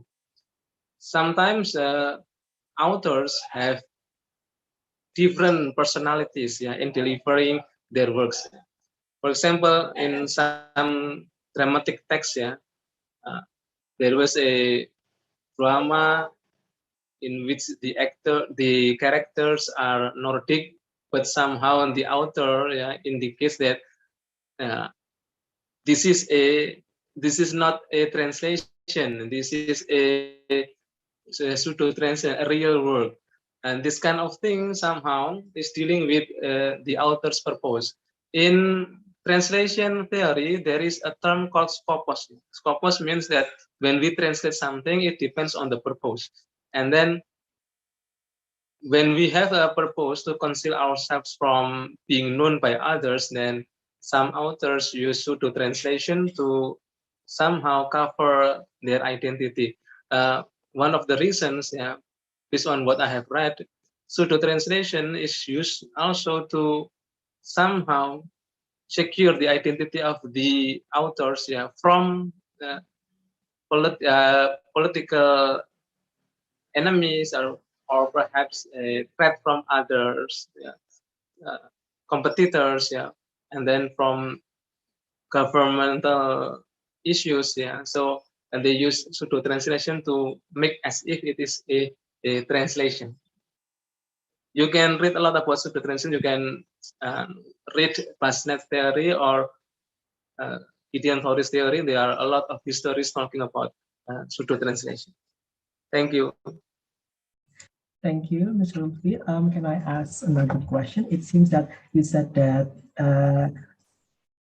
what the personality also impacted the translation, right? So do you think that this, what is it, quasi translation or pseudo translation can be a bit biased?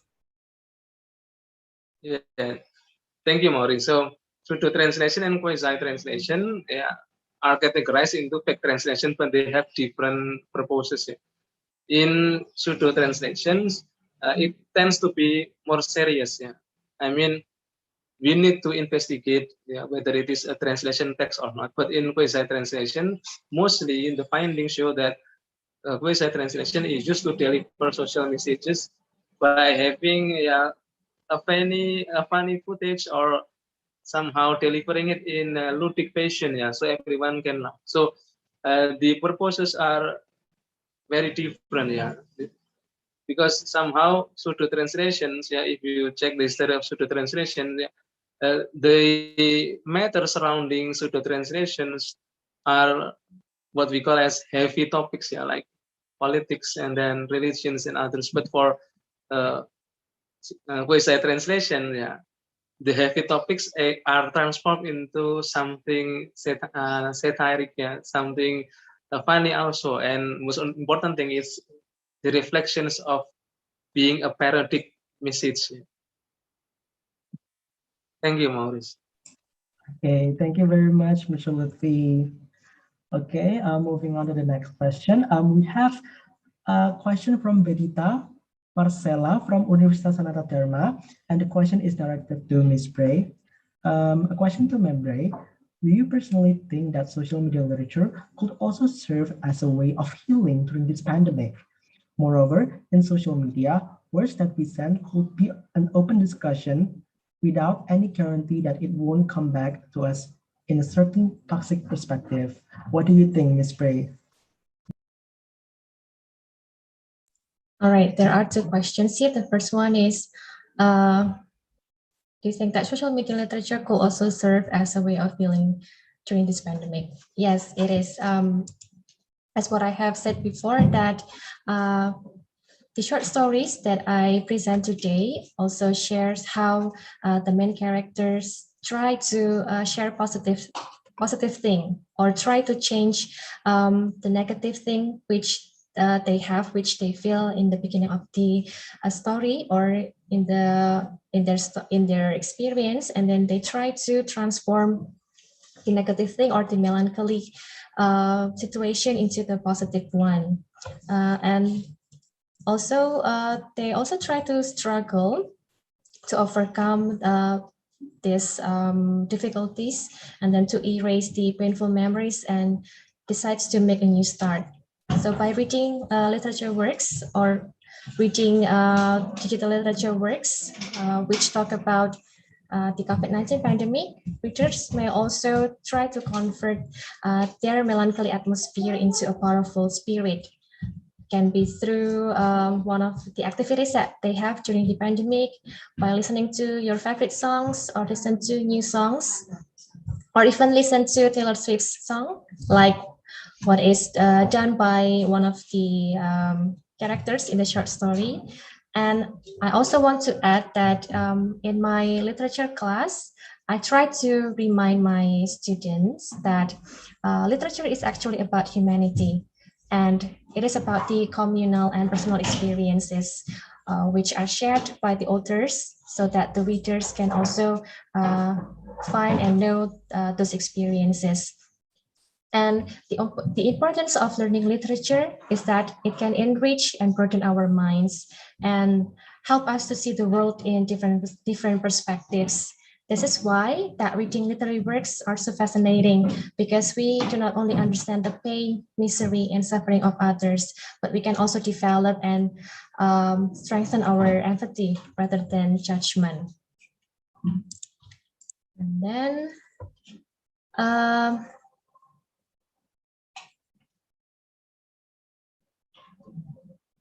yes, it's very possible that maybe our post or our digital literature works can have the bad comments from the readers, because as I have said before, that the connection between the authors and the readers can be direct in the comment section, so the readers can directly give their comments or thoughts to the literature works. And we cannot control the reader's mind or the reader's fingers to type good or positive words. But what we can do is try to help them to understand the story that we write. Thank you, Maurice. All right, thank you very much, Ms. Brave, for the answer, and I hope that answered the question from Verita. Okay, so I want to welcome again to all the participants. If you want to ask a question, you can raise your hand or by typing the question on the chat box.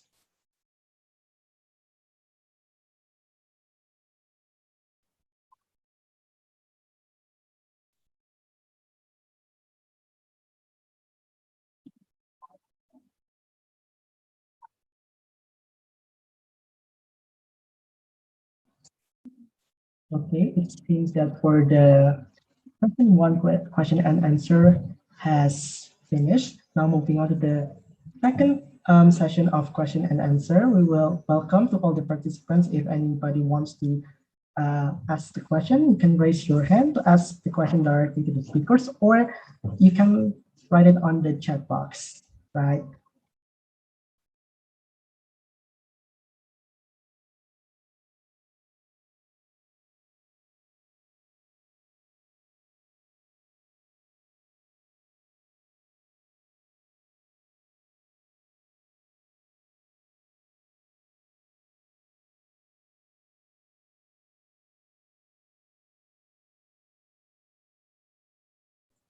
Okay, I have another question.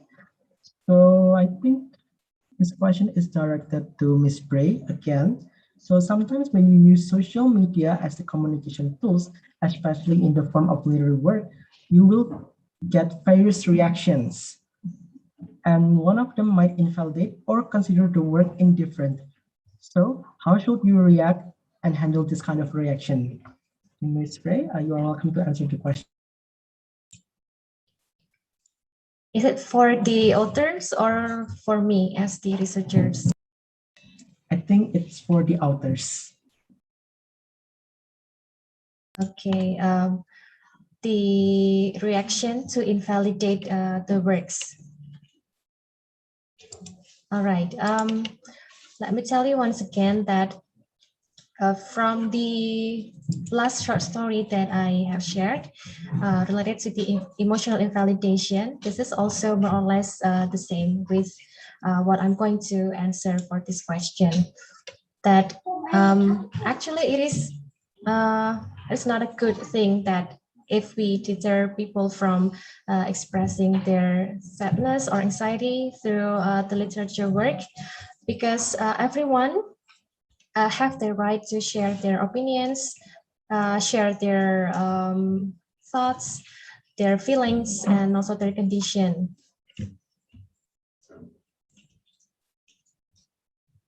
So if I were the author, I will try to tell my readers that, yeah, it's not, maybe they will not directly understand or will accept my answer, because maybe they need to experience more in understanding the story that I write, and we need to experience. We do not need to experience the absolute worst during this pandemic, even though we only feel lonely or maybe sad during this pandemic. It doesn't mean that our feelings are any less real.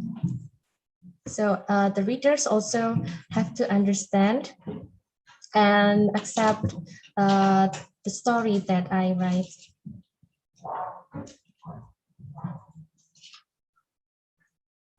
Yeah. Right. Thank you very much, Ms. Bray, for the answer. Okay. Once again, we welcome if any of the participants want to ask the question.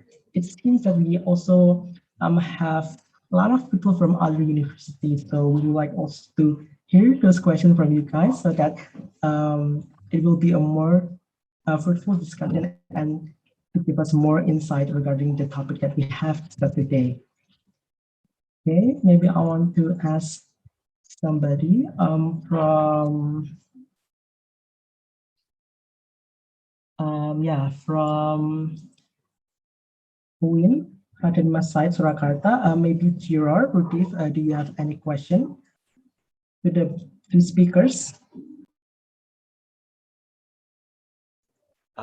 So far, not yet. No question.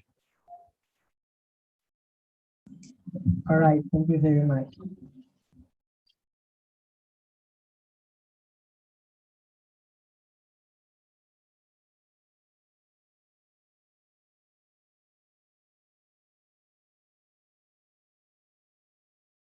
Okay, we also have another question here from, yes, Ma'am Annie from Universitas Sanata Dharma to Ms. Bray. Is there any recognition for such literary works, for example, award and the likes?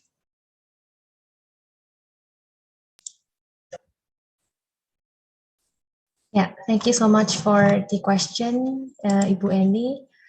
The literature or the literature works that I borrow from Twitter is actually the winner of one of the companies or organizations. It is, I forgot the name, and EH Express. I do not really know what the organization is that, but it held, an award to someone who do Twitters, and they will see which one, which can be the winner. And these three literatures are the winner of, this one, and EHS Express. So those literatures were written in order to get the award from the EHS Express in March 2021. And they got the award, they were the winner of the award. While for the Instagram digital literature works from Instagram, from at Asian Youth Literature, we can only find likes and also comments that you can find on the Instagram account. So there is no, so far there is no award that as long as I know, and also maybe only likes that I can find from the Instagram account. All right, thank you very much, Ms. Prey, for the question, for the answer. And now I have another question for Mr. Lutfi. Mr. Lutfi, you mentioned about indirect mediation and meta communication. It seems that a lot of us here is not familiar with these terms yet. So can you give us more insight regarding those terms? Okay, thank you so much, Maurice. Meta communication occurs when an expression, to some extent does not require a verbal expressions to understand. Somehow we can directly understand what it says, and then the mediations or the message can be hidden or can be somewhat explicit. For example, when you play a game, an online game, for example, when you play Mobile Legends, when you play Free Fire or Dragon Ball Universe or others, there is a, what is it, a feature or a menu in which you can taunt, you can somehow do a toxic language activity, or you can somehow insult others without having any verbal communications. In the case of poesy translation, meta communication occurs when, for example, Hitler's Ranch, when the scene of Hitler, which is actually spoken in German, and then spoken in German, but the translation somehow is not a translation, then we directly understand it is not a translation. So actually it creates meta communications. The communication is not about what Hitler is truly saying, but what the subtitle is saying to us with Hitler as the media, to make us somehow laugh, or feel happy or feel funny regarding with the communication. Now, this is what is called as the example of meta communications. We can understand it is not translation, but somehow, we still watch it, and then we watch the footage for different purposes, not to enjoy the conversation of Hitler, but to enjoy the message delivered by the subtitler through using the footage of Hitler. That's meta communication and indirect mediation, Maurice. Thank you. All right, thank you very much, Mr. Lutfi. Okay, I also want to ask, is there any question from student from Sanata Dharma University? If so, you can unmute yourself and ask the question, or you can write it on the chat box.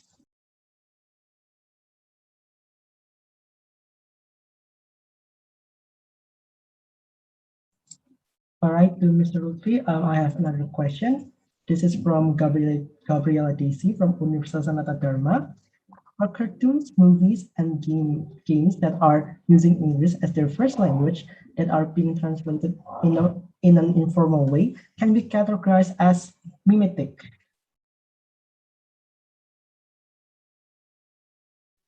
Thank you so much for the question. And films or animations or games which are translated in a ludic perspective or funny way is called fan subbing or fan localization. In quasi translation, what the speaker say is translated in question mark, not the way it should be, because the translation is not a translation, but it is a message for us to understand that there is something else which the translator is trying to say. For example, when you watch animation or anime like Naruto or others, the translation is funny. For example, when Naruto say baka, and then the translation is using Japanese expression like goblok or kok to some extent, it gets laughter. and it is called fan sub because it doesn't follow the standards of subtitles. Yeah, there are colors, and then the positions of subtitles are different, and then the fonts are different, and it is an indicator that it is falling into the category of fan subbing, yeah, or fan dubbing or fan localization. But in some cases, yeah, Maurice, in game, yeah, like Buff Knight, yeah, like what I showed you before, in Buff Knight, yeah, the translation is categorized as localization, and then it is creating a funny effect because they want to draw attention, yeah, from the future downloaders, yeah, by having some funny scenes, and then even the title is changed, yeah, from Buff Knight to Jaguan Jones. And the title was localized in order to invite downloads, yeah. If wow, the title is funny, and then it might invite more downloads, and based on the research, it was proven to be a correct way of attracting people. Yeah, so somehow, yeah, localization in the case of quasi translation is working to draw people to download the game. Thank you, Maurice. Okay, thank you very much, Ms. Rose, for the answer. We are still open for one more question. So if anybody would like to ask the question, you can raise your hand and unmute yourself, or you can write it on the chat box.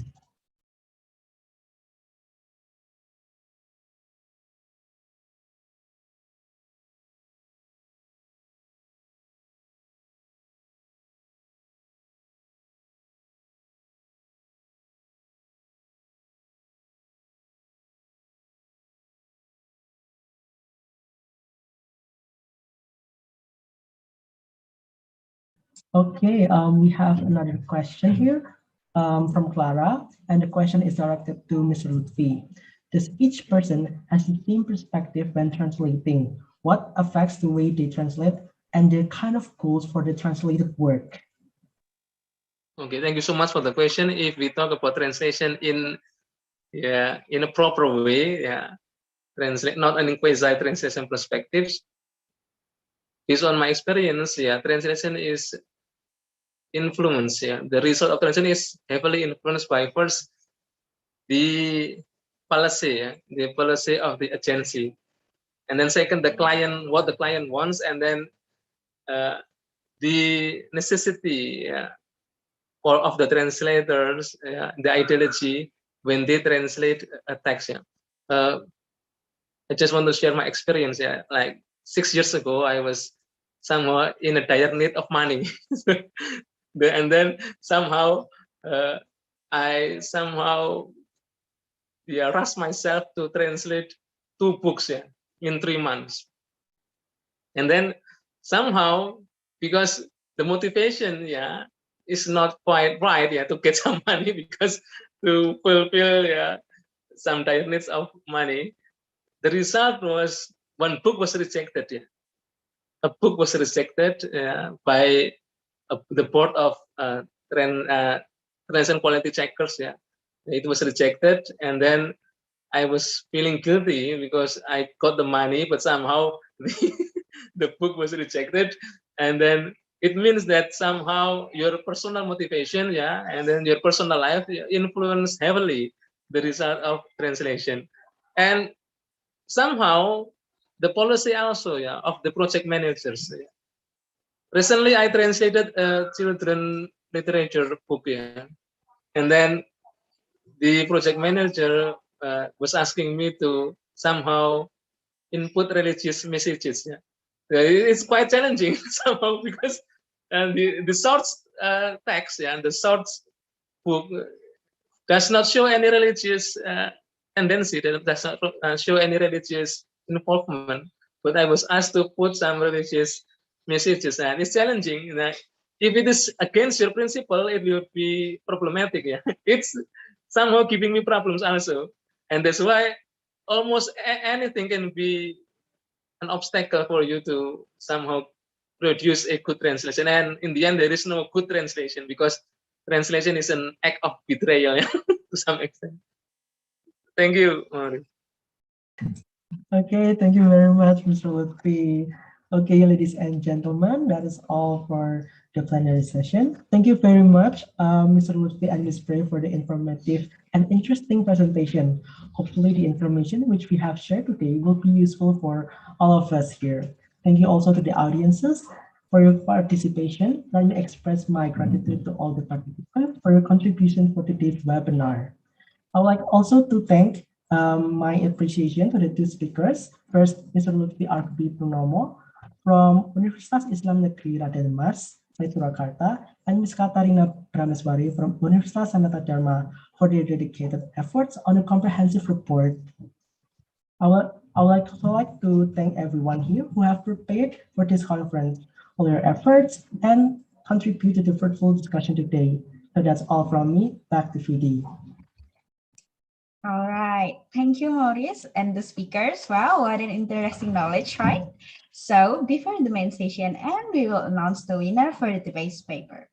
The base paper is judged based on the writing format, academic writing, similarity check, and plagiarism. And for the base paper goes to Nadia Octaviana Pramana Putri from UIN Raden Mas Said Surakarta with the title of the paper, Meaning Transfer and Space Concern Negotiation as found from Character Classes, Skills, and Cares. With the plagiarism percentage only 2%. Congratulations! And now I will read the abstract of the paper. In consideration of so many gamers scattered in various countries, video games should require additional language support to make it easier for players to understand the gameplay. In case of providing additional language, translator needs strategies in translating the game by paying attention to video game mechanics and narrative to ensure that the meaning is conveyed to the players. Departing from the phenomenon of video game translation, the researcher was interested in investigating the translation strategies used in mobile game called Darkness Rises. The data of his qualitative research are verbal and non-verbal elements of character classes, skills, tiers, and their description in Darkness Rises, which is obtained from screenshotting character classes screen, character skill screen, and character tier screen in both English and Indonesian version.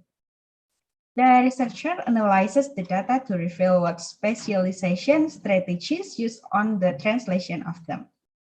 Therefore, the researcher analyzed the data using the theory of Purnomo 2018 about specialization-based translation strategies.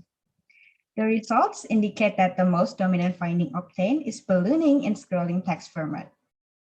It implies that the game actually attempts to ensure that the game translation is accurately transferred by modifying the graphic size of the dialog box to be longer to adjust the number of word characters so that the spatial problem in transferring information can be resolved. Wow, that's a great paper, I think. From this paper, we could know a lot about new information in translation in games. I think that's all from the base paper nomination. So like now, before we move to the last session, as a form of our gratitude and appreciation from the English Letters Undergraduate Conference for the presentation and knowledge that has been conveyed, we symbolically present a certificate of appreciation to Mr. Lutfi and Ms. Bray. So to Mr. Lutfi, Ms. Bray, and Regina Dea as the head of the committee, I invite you to turn on the camera.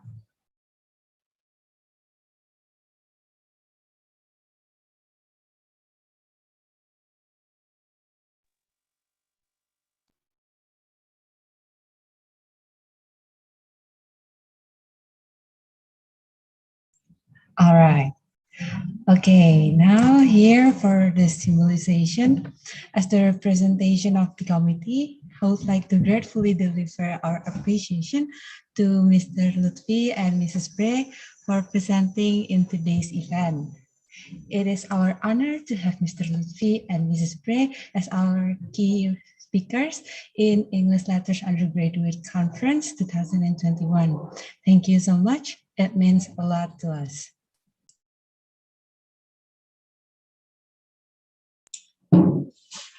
Yeah, I also want to express my gratitude for the invitation that I received, Dea, and also the committee. And I hope that the information that I shared will give you more knowledge and broaden your perspective through the literature works.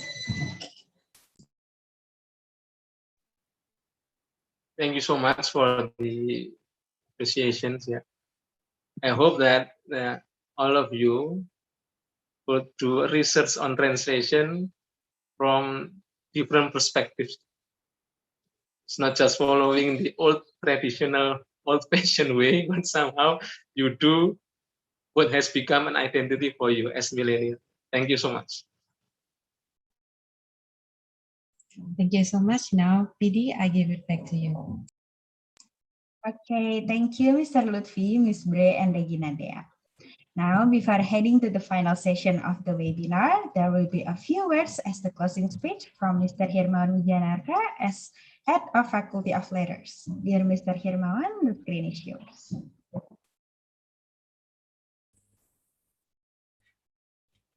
Okay, thank you.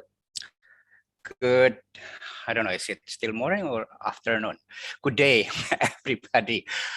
Probably you are already tired by now, but I believe that all of you feel recharged and refreshed academically after we are listening to Pak Lutfi and Bu Bre. They are sharing about very insightful ideas. For Pak Lutfi, I think I need to say a very special thanks because you were showing to us the picture of Jeremy Irons. You know, one of us is a very great fan of Jeremy Irons, and uh, it was, and it is, I believe, very exciting to one of us. Thank you, Pak Lutfi, for that. For Bu Bre, we also express our gratitude because of the meaningful, the insightful sharing ideas that you have given to us. And then my gratitude also goes to the all participants. Thank you for joining our webinar. This is the seventh ELUC. I hope you are still following us. I hope you will be back next year with the different topic, different probably situation. I don't know. Hopefully pandemic is over. And then last but not least, I would also say thank you for the committee for all your hard work. I believe that you have already been devoting your times, your energy, probably your ideas to make sure that the conference goes well. And it really, I guess, going well, the seminar today. Thank you for that. And finally, because like a saying, setiap ada perjumpaan selalu ada perpisahan. Bapak Ibu, ladies and gentlemen, dear colleagues, let us together close our conference today. See you next year. We were really looking forward to your participation for the next ELUC seminar. Thank you. Okay, thank you so much. I have information about the proceeding. The proceeding is still in the ESBN process. We will inform you when the proceeding is ready and send it to you to your email. And for the participant, please fill the Google form. The link will be available on the chat box.